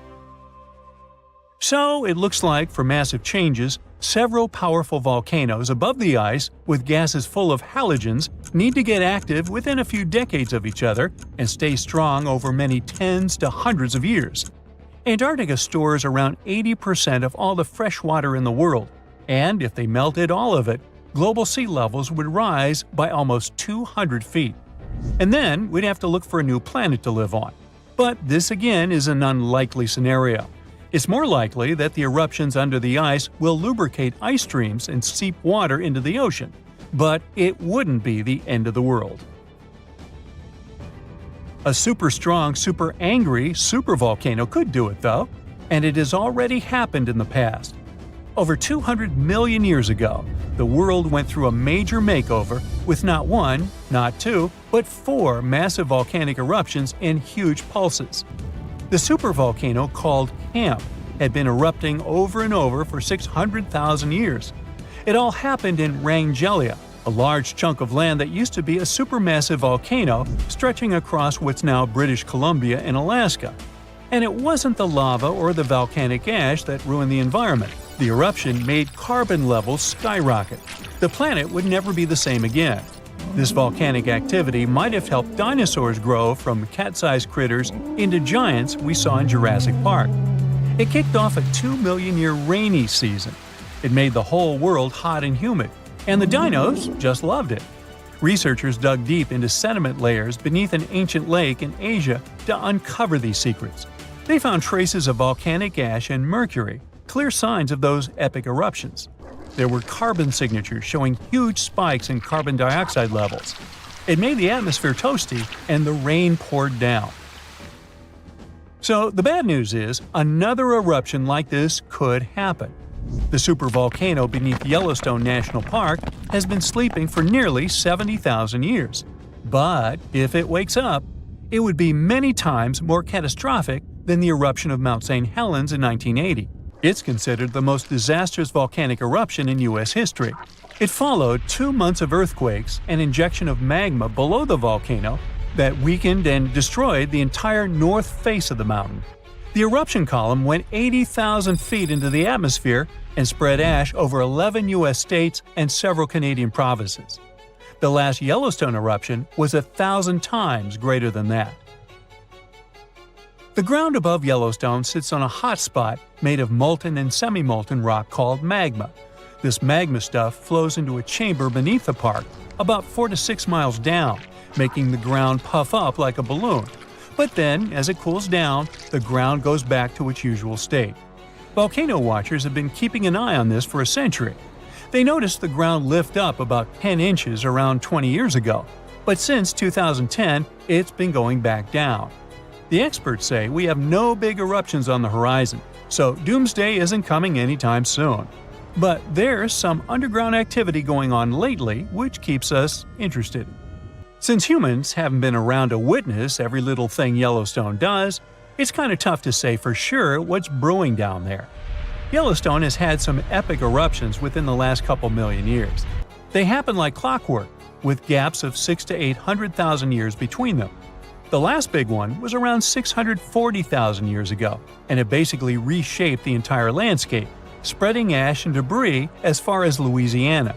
You can still see the aftermath of the last big eruption in the Yellowstone caldera today. Experts say a massive eruption like the last one is an unlikely scenario. We're more likely to see eruptions of steam and hot water or lava flows. When and with what force it will wake up remains a mystery to scientists. Let me take you to a place that seems to be out of this world. Life inside this cave has been isolated from the outside world for about 5.5 million years. And it does show. See for yourself. Due to such a long isolation, the conditions inside the Mobile Cave are like nowhere else on our planet. A unique ecosystem is flourishing there, even though there is a severe lack of sunlight inside the cave, and the air is toxic. The cave, located a few miles west of the Black Sea in Romania, was first discovered in 1986. Nowadays, you can only visit it if you have special permission. Plus, the central caverns are guarded naturally by narrow limestone tunnels and vertical shafts. So, if you're no stranger to claustrophobia, you'd probably better not enter this place. In the depth of the cave, the air has twice less oxygen than the air outside. Instead, it contains a lot of carbon dioxide and hydrogen sulfide, so not the freshest air you can breathe. It's also pitch black inside the cavern. But despite, or should I say thanks to, this cocktail of extremely harsh conditions, the site is a true goldmine for biologists. Shockingly, life seems to be booming here. In a 1996 study, scientists identified 48 species, and 33 of them were unique to the cave. Most of the creatures inhabiting the cave are tiny, with long limbs and antennae that help them navigate in the dark. They have no vision and lack pigment, and it makes sense.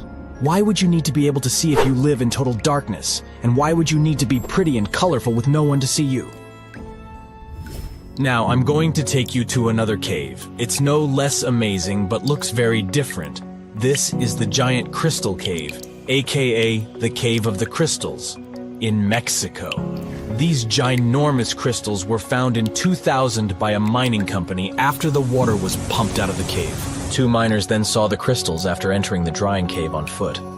These awe-inspiring crystals are actually massive gypsum pillars hidden 984 feet underground. They're anchored to the walls and the floor of the scorching hot cave. Scientists estimate that the crystals could have been already growing for 500,000 years. That's why many of them are so long and wide that you can walk across them. Unfortunately, visiting this wonder of nature is impossible at the moment. But maybe it's for the better, since the Giant Crystal Cave is a dangerous place that can easily turn into a trap.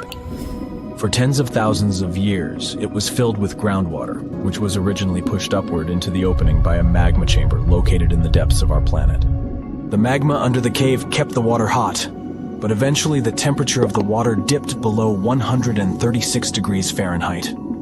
As a result, the water started to fill with calcium and sulfate, whose particles began to recombine into gypsum. And then, white-tinted crystals took over the cave. And since they stayed underwater, they were able to keep growing. You don't have to fly to space to take a closer look at a black hole. Scientists have found something very similar to black holes in the southern Atlantic Ocean. A black hole has such an enormous gravitational pull that once something gets pulled inside, it doesn't have any chance to escape. Even light can't get out of a black hole. But ocean black holes seem to be almost as powerful as their space relatives. But instead of catching the light, they do the same with water. Ocean eddies are massive whirlpools that spin against the main current. They usually swirl billions of tons of water, and most of them are larger than a city. These whirlpools are so powerful that nothing trapped by them can escape. But the scariest thing is that you might not even notice heading into one of them. These things are so huge that you won't spot their boundaries until it's too late. When scientists started exploring ocean vortices with the help of satellites, they discovered the borders of several eddies. After that, they managed to prove that, mathematically, these whirlpools are the same as mysterious black holes in space. Massive eddies are surrounded by super-tight barriers where fluid moves in closed loops. Even water can't get out from the inside of these loops. That's why tight ocean vortices play the role of enormous containers. Water inside them can be totally different from the ocean surrounding an eddy. And I'm not only talking about its temperature. The salt content inside and outside a whirlpool often differs as well. On the thin Curonian spit splitting the Baltic Sea from the Curonian Lagoon, there is one of the most bizarre places on Earth. Locals call this area the Dancing Forest because pine trees in this forest have shockingly unusual shapes. They twist in spirals and circles along the ground. There are some theories why it could be happening, of course. Some people claim that huge amounts of positive and negative energies once clashed in that spot. More down-to-earth individuals believe that the reason is geological. Sandy soil in the area is too unstable to hold trees growing upright. The most popular is the idea that strong winds blowing from the water influence the shape of the trees. In any case, experts haven't come to the final conclusion yet. Look at these underwater crop circles. For the first time, they were spotted in 1995, close to southern Japan's coast. Local divers called these 7-feet-wide structures mystery circles. The enigma had been plaguing many minds for almost 16 years until the culprit was finally caught. Imagine the researchers' surprise when it turned out to be a male pufferfish. The fish needs a bit more than a week to build one circle, and the aesthetics are obviously crucial. A male is swimming inside the circle, digging valleys in the sand with its fins. But that's not all. The fish also use shells and corals to decorate particular parts of their circles. This whole build-a-circle thing has a practical purpose as well. The way a male fish swims pushes the sand toward the center of the circle and creates a mound which later serves as a nest. The next mystery on our list is in the Caribbean. Just off the coast of Belize, there's a giant sinkhole. That's the Great Blue Hole. It's about 1,000 feet across and more than 400 feet deep. Once, a long time ago, this hole was a cave. But then rising waters filled it, making it collapse in on itself. The deeper you'll descend into the Great Hole's crystalline waters, the darker it will become. You'll see tons of stalactite-filled caves there, but entering them is extremely dangerous, unless you want to get hopelessly lost. Once you reach a depth of 50 feet, you'll notice that the water is shimmering. That's the invisible line dividing the sinkhole's salty top from the freshwater abyss. You might want to turn back right now. Who knows what you might come across in the murky depths? There was an old Amazonian legend that told about the river that was so hot that it boiled.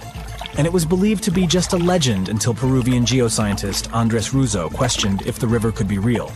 All experts denied such a possibility. After all, hot rivers do exist, but only in the areas where there are volcanoes. As for the part of the country mentioned in the legend, there are no volcanoes in that region. But Andres Russo was too dedicated to give up. And in 2011, he finally located the river from the legends. The water in it was indeed steaming hot. Its temperature was 186 degrees Fahrenheit, not boiling, but pretty close to this point. But what shocked the researcher the most was the size of the river. One could think that the almost boiling water was the result of the activity of an underwater hot spring. but thermal pools are always small, while the river is 20 feet deep and flows for almost 4 miles. This is the only river of its kind on our planet. The latest super eruption of Yellowstone occurred 640,000 years ago, and it was long before Homo sapiens saw the light of day. But we were around during another, no less devastating natural disaster. This super eruption took place on the island of Sumatra around 74,000 years ago. That's when an erupting supervolcano wreaked havoc on huge territories, sending up plumes of debris and ash that spread for thousands of miles and caused temperatures on the planet to plummet. The effects of this super eruption were visible as far away as southern Africa. Experts believe they could have impacted early humans there. By the time the volcano erupted, our ancestors had already been using stone tools and had likely known how to produce yarn. And some specialists even think that the Toba super eruption was so powerful it could push our ancestors to the brink of extinction. They claim that Toba might be the largest volcanic eruption to occur on Earth within the last 2 million years. The eruption disgorged so much pyroclastic rock it would be enough to cover the entire United States to the depth of a one-story house. About a third of that deposit piled up on northern Sumatra, while a lot more ended up beneath the floor of the Indian Ocean. The super eruption left an elliptical crater lake around 60 miles long. The caldera is so large it's hard to feel that you're indeed in a volcano. Pumice deposits from the eruption remain in the canyon walls and go deep below the ground. There aren't many arguments about the amount of pumice and ash involved in this disaster. At the same time, experts aren't sure how much sulfur ended up in the atmosphere. Even some sulfur layers in the polar ice could be potential candidates, but so far, scientists haven't found any connection between them and Toba. But let's get back to the dramatic impact the super eruption had on early humans. It turns out some not only survived but even thrived after this natural catastrophe, at least judging by the artifacts they made during and after the eruption. The disaster might not have posed a serious threat to those of our ancestors who took refuge along the coast. Genetic evidence hints that modern humans descend from a few thousand people that ventured out of Africa around 60,000 years ago. Why just a few thousand? According to some experts, the rest of our ancestors could have been devastated by the Toba eruption. After all, the supervolcano spewed out 1,000 cubic miles of dust and rock in a flash, leaving a scar in the ground that was dozens of miles wide. All that dust and sulfur Toba sent into the atmosphere potentially cooled the surface of our planet, which led to the appearance of glaciers and the lowering of Earth's sea levels. And since Toba might have had an important role in shaping humankind, scientists have been working hard trying to understand precisely how early humans reacted to this disaster. In 2011, several researchers found an enigmatic soil sample in South Africa's Pinnacle Point, an archaeological site overlooking the Indian Ocean. This sample contained some volcanic ash. After examining the layer, they found more than 400,000 artifacts left by early humans. Those ranged from heat-treated stone tools to signs of fire and animal bones. Based on this finding, the team suggested that early humans on the South African coast thrived after the eruption, living in that area for thousands of years and improving their tools. The region might have served as a refuge during and after the Toba eruption. A 2009 study suggested that the eruption could have lowered global temperatures by 14 degrees Fahrenheit. It would have made survival tough elsewhere in Africa. If there had been a volcanic winter, it wouldn't have been as cold along the coastline. On the other hand, newer studies claim that Toba spewed out so much sulfur into the atmosphere that the resulting aerosols could have stuck together, which would have limited their cooling effect in the long term. In other words, right after the eruption, temperatures would have plummeted, but only in some regions. And after 3 years or so, the effects of the eruptions would have calmed down altogether, becoming not dangerous to humans. Well, apparently, more research is needed. Meanwhile, let's figure out if we should watch out for any volcanoes these days. Last year, thousands of small earthquakes shook the ground near Iceland's Svartsengi geothermal power plant. Magma rose to the surface there, and now it has opened wide fractures slicing through the small town of Grindavik. The ground there is still swelling, and an eruption might happen with little notice. But of course, that's not all. Over the planet, 45 other volcanoes keep rumbling. For example, Italy's Vesuvius, that infamous thing that finished the city of Pompeii in 79 CE. Over the last 17,000 years, the volcano has experienced 8 explosive eruptions, followed by powerful pyroclastic flows, dense masses of super hot ash, lava fragments, and gases flowing at high speeds. The volcano's last eruption happened in 1944. Mount Rainier is one of the most dangerous volcanoes in the USA. Its high elevation, chemical composition, and proximity to Washington's Seattle and Tacoma suburbs, and the volcano's ability to produce massive pyroclastic flows make Mount Rainier a threat to consider. The heat from this volcano could potentially melt the ice and snow covering it, leading to rapid downstream flows of debris, mud, and rocks. The Novarupta volcano in Alaska's Katmai National Park and Reserve formed in a 1912 eruption, which was the world's largest in the 20th century. The volcano sent almost 7 cubic miles of ash and debris into the air. It also produced such a powerful ash flow that it created the Valley of 10,000 Smokes. Mount Pinatubo is located in a populated region in the Philippines. It became notorious after a 1991 massive eruption, which was the second largest eruption of the 20th century. More than 700 people lost their lives during that natural disaster. Today, more than 21 million people live within 62 miles of Pinatubo. Mount Agun, a continuously erupting volcano in Indonesia, had its last major eruption in 1963. It was one of the most tragic eruptions in the country's history. It lasted for 11 months, producing ashfall and pyroclastic flows that led to the loss of more than 1,000 lives and serious property damage. People saw ash plumes above the volcano throughout 2018, following the eruption in November 2017. Japan's Mount Fuji hasn't erupted since 1707. That year, a massive earthquake likely set it off. In 2014, experts warned that Fuji could be at risk of another eruption following the 9-magnitude earthquake that shook Japan in 2011. Experts believed the earthquake had raised pressure below Fuji. The eruption in 1707 sent so much ash and debris into the air that all this mass even reached Tokyo. Should Fuji erupt again, it would affect more than 25 million people in the surrounding areas. The eruption of Washington's Mount St. Helens in 1980 was one of the most destructive volcanic events in U.S. history. 57 people, as well as thousands of animals, lost their lives during that natural disaster. The eruption also destroyed around 200 square miles of forest. Experts think that Mount St. Helens' history of massive eruptions means that future catastrophes are bound to happen. The next explosive eruption might send large amounts of ash all over the Pacific Northwest. No wonder the volcano is under close monitoring. One of Indonesia's most active volcanoes, Mount Merapi, has been erupting for centuries. NASA claims that the biggest risk of this volcano is pyroclastic flows, which can spread over vast areas and harm loads of people. For the last time, Merapi erupted in January 2024, sending plumes of smoke into the air.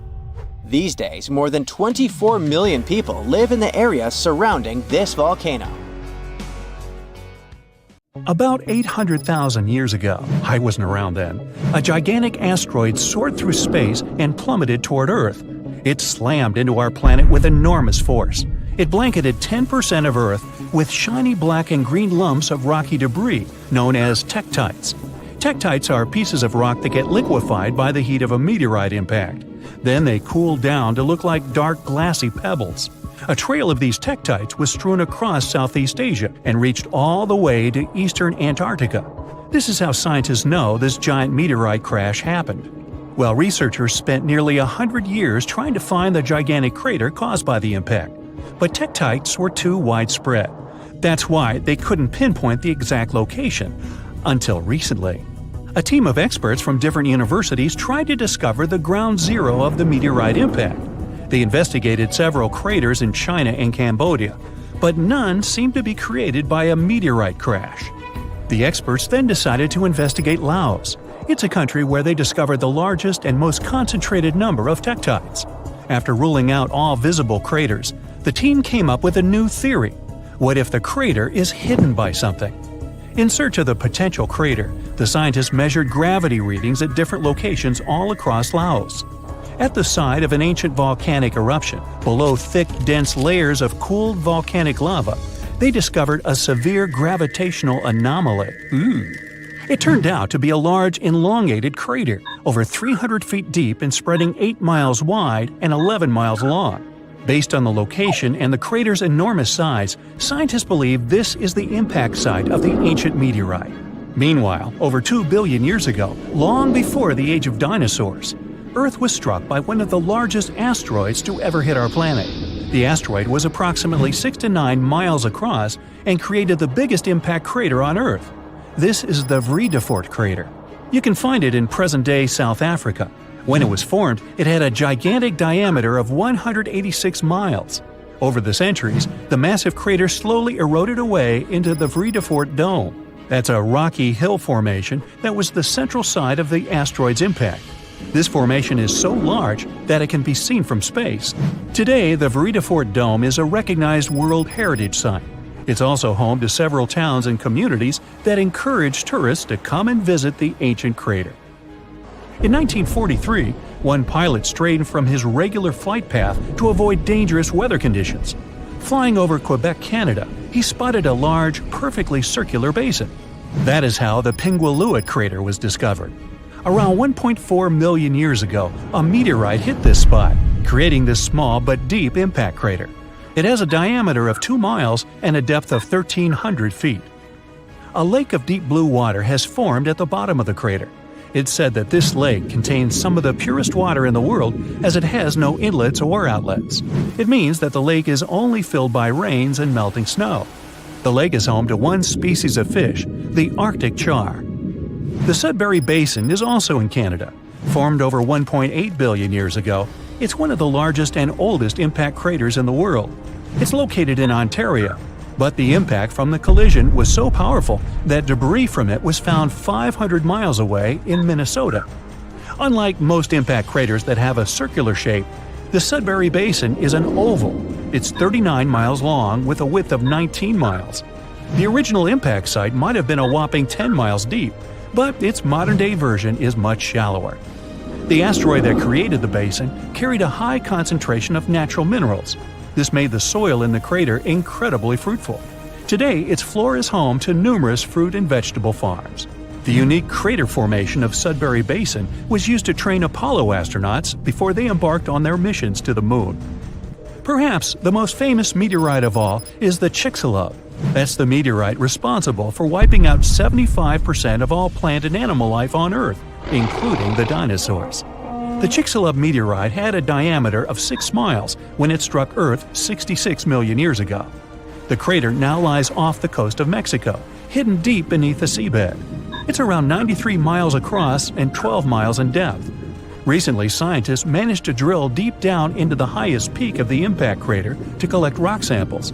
They discovered that the disappearance of dinosaurs wasn't caused by the giant size of the meteorite or the scale of the blast. It was because of the exact location where the Chicxulub hit Earth. The meteorite struck part of our planet that was densely filled with a mineral compound called gypsum. It's a soft sulfate mineral that is typically used as a fertilizer. The collision blasted so much sulfur into the air that it blocked out the sun. This caused the prolonged dark winter that doomed the dinosaurs. One of the youngest craters on Earth is the Barringer crater in Winslow, Arizona. The Barringer crater is also one of the best preserved craters on Earth. It was formed 50,000 years ago when a heavy meteorite made mostly of iron plummeted down from space. Earth's atmosphere barely slowed down the massive chunk of metal.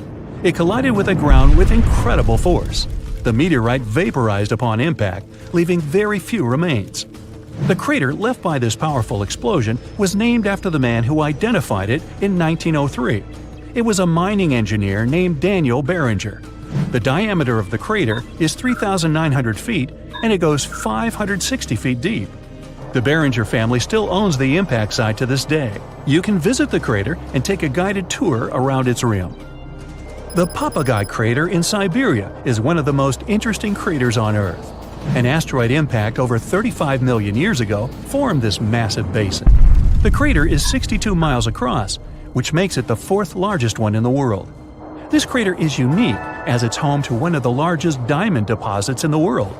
The intense pressure from the collision transformed the graphite at the impact site into diamonds. Scientists say that the crater contains trillions of carats of diamonds, but no one has ever mined them due to the site's remote location and lack of infrastructure. In the year 1530 BCE, a meteoroid entered Earth's atmosphere before shattering into pieces. The meteorite's burning fragments rained down on Earth and crashed into the planet's surface. As a result, a group of craters appeared on a small Estonian island, Saaremaa. The largest crater is a 360-foot wide perfect circle.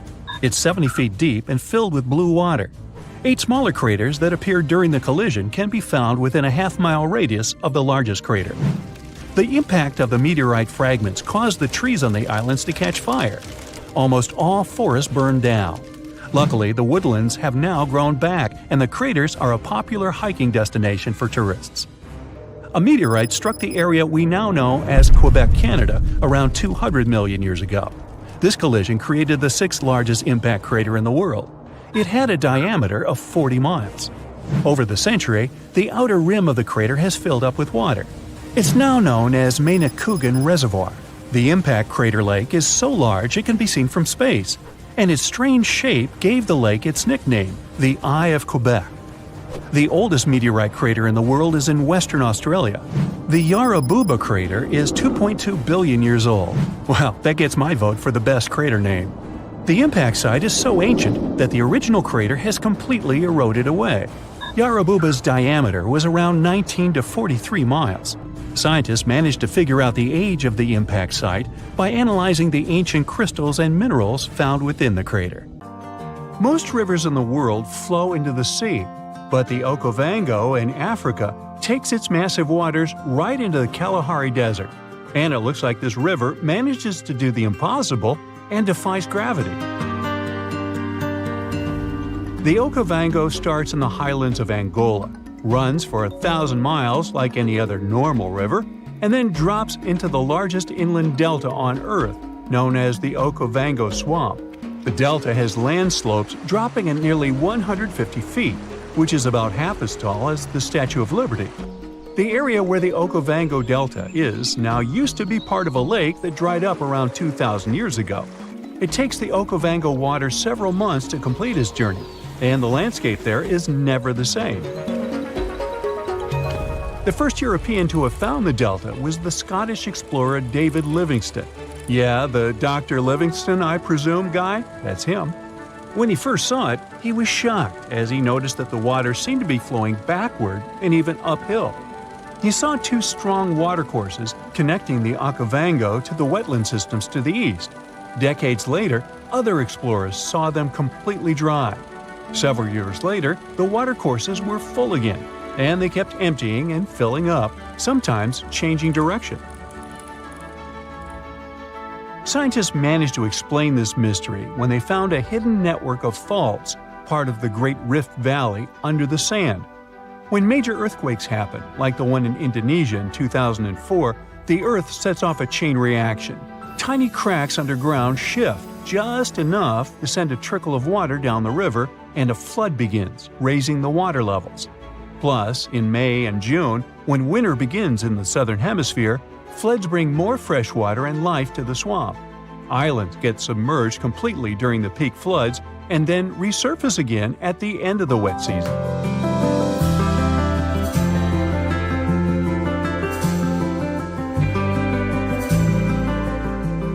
wildlife just loves all the water in the delta, and you can often see migratory elephants bathing among pink lily pads and silverfish, bream, barbels, and other fish.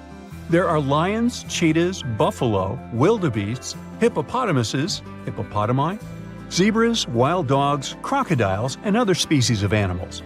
Storks, ibis, herons, cranes, and geese like to fly by, along with 450 species of birds. Although the Okavango has plenty of water that is priceless in the desert, people hardly settle along its banks.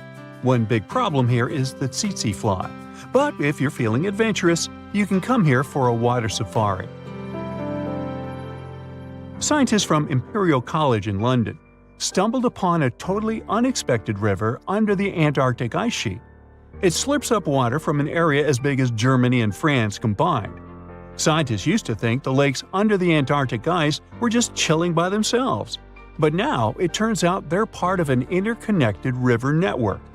Water under the ice can form in two ways, either from melted snow seeping down or from the Earth's natural heat and the ice grinding over the ground. The Antarctic gets a lot of surface melting during the summer, but Antarctica is usually too chilly for that. This newly found river is proof that there's plenty of water down there just from the ice melting from below. This river could make Antarctica lose its icy cover way faster. If things heat up enough to melt the surface, that water could rush down and mess with the base of the ice sheet, turning Antarctica into a melting mess like Greenland. If the ice starts moving faster than the water can handle, it's going to create more friction, making even more water and speeding up the melting process. The researchers are on a mission to dig deeper into how this river system works and see if it's causing trouble in other parts of the icy continent. Understanding what's going on down there could give us a heads up on how a changing Antarctica might shake up the whole planet. The Roe River in Montana flows for just a bit over 200 feet between Giant Springs and the Missouri River. It was mentioned in the Guinness Book of World Records as the shortest river in the world, but they had to remove this category altogether because there was some heated debate over this title. Residents of Oregon claim that their D River was the absolute champion, as it all depends on when you measure them. There could even be shorter rivers in Norway or Indonesia, depending on what you see as a river. The official definition says it's something that has constant flowing water in the form of a current and is fed by upland sources or another river, lake, or watershed. Creeks and brooks flow together to form streams. Streams become rivers, and rivers take the water from higher to lower lands, ending in the ocean. There are 12 stream orders, and the first two levels don't have other streams feeding them. So, Roe and its other short buddies technically deserve the title of rivers. I'm glad we cleared that up.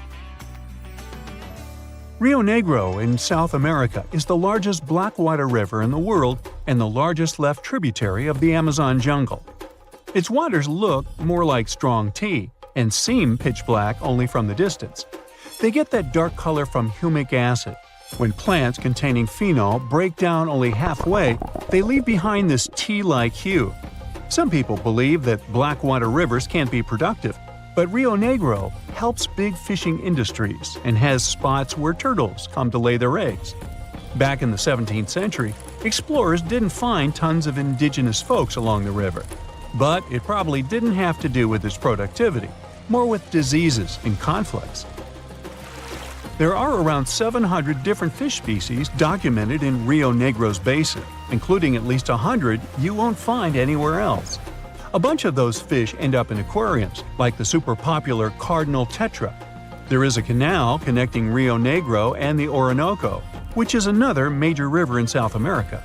Many aquatic species try to move between the rivers, but only the toughest can handle the mix of blackwater and clearwater sections in that canal.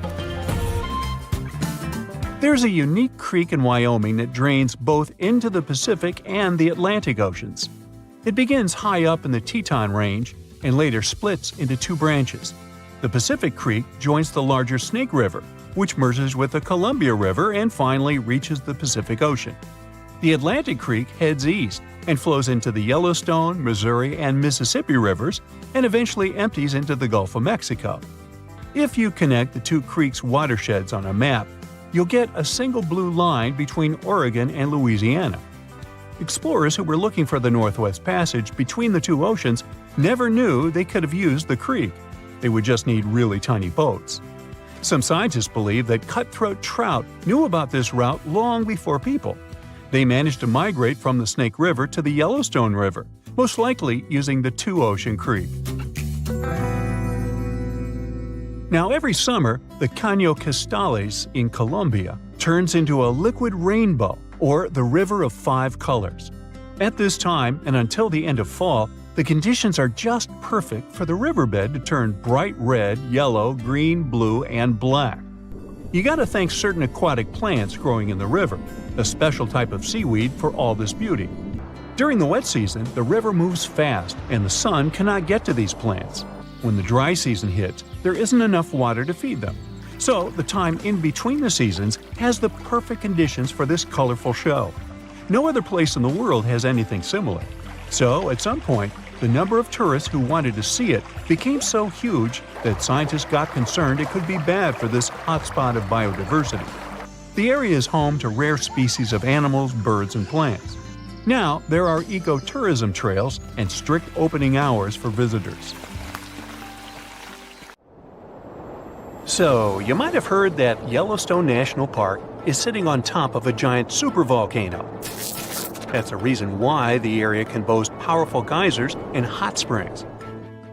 But it also means that underneath Yellowstone, there is an enormous magma chamber. In 2015, researchers from the University of Utah found out that this chamber was much bigger than everyone had previously thought. They even found one more reservoir with magma under the top one. Apparently, the more spacious the chambers are, the more magma they contain. Together, the two reservoirs store a glob of magma that could easily fill the Grand Canyon not once, but 11 times. But you know the most worrying thing about the magma chambers? They tend to push against the ground above them. As a result, the land in Yellowstone rises about 1 to 2 inches a year. On top of that, Yellowstone has the status of an active volcano, and its volcanic explosivity index, yes, there is one, is 8 out of 8. Such a high number means that if this volcano erupted, it would be an apocalyptic event. To put it into perspective, the eruption of Pinatubo in the Philippines in 1991, which is considered the most powerful in living memory, was given a mere 6 on the volcanic explosivity index. Ha! Loser. Now, let's figure out if there's anything to worry about. In March 2023, the University of Utah seismograph stations recorded 354 earthquakes in the entire region of Yellowstone National Park. Sounds like a lot. But keep in mind that the most impressive event of the month was a mini earthquake of magnitude 3.7. It was part of a swarm of 106 earthquakes that began on March 29th and continued until the end of the month. Yep, earthquakes apparently also come in swarms, so be aware. Experts say that Yellowstone's seismic activity is, well, kind of more active than usual, but it's really nothing serious. A geophysicist working at Yellowstone Volcano Observatory called Michael Pollan claims that the volcano won't erupt anytime soon. For this to happen, there must be enough magma ready to erupt beneath the surface. Whew. There should also be enough pressure to cause this magma to rise. But neither of these conditions exist today. According to the expert, Yellowstone is stable now. At the same time, Pollan and his team are keeping track of all kinds of underground activity, looking for warning signs of possible eruptions. Some of them can be the frequency of earthquakes and ground deformation. Thousands of mini earthquakes, coupled with extreme changes in the surface of the ground in that area, can be alarming. The team also monitors the temperature of the park's thermal features. That's another noteworthy sign of a potential disaster: park-wide changes in geyser activity, as well as gas and thermal emissions. So, despite the media claims that Yellowstone is due to erupt soon because the last eruption happened 70,000 years ago, that's not how volcanoes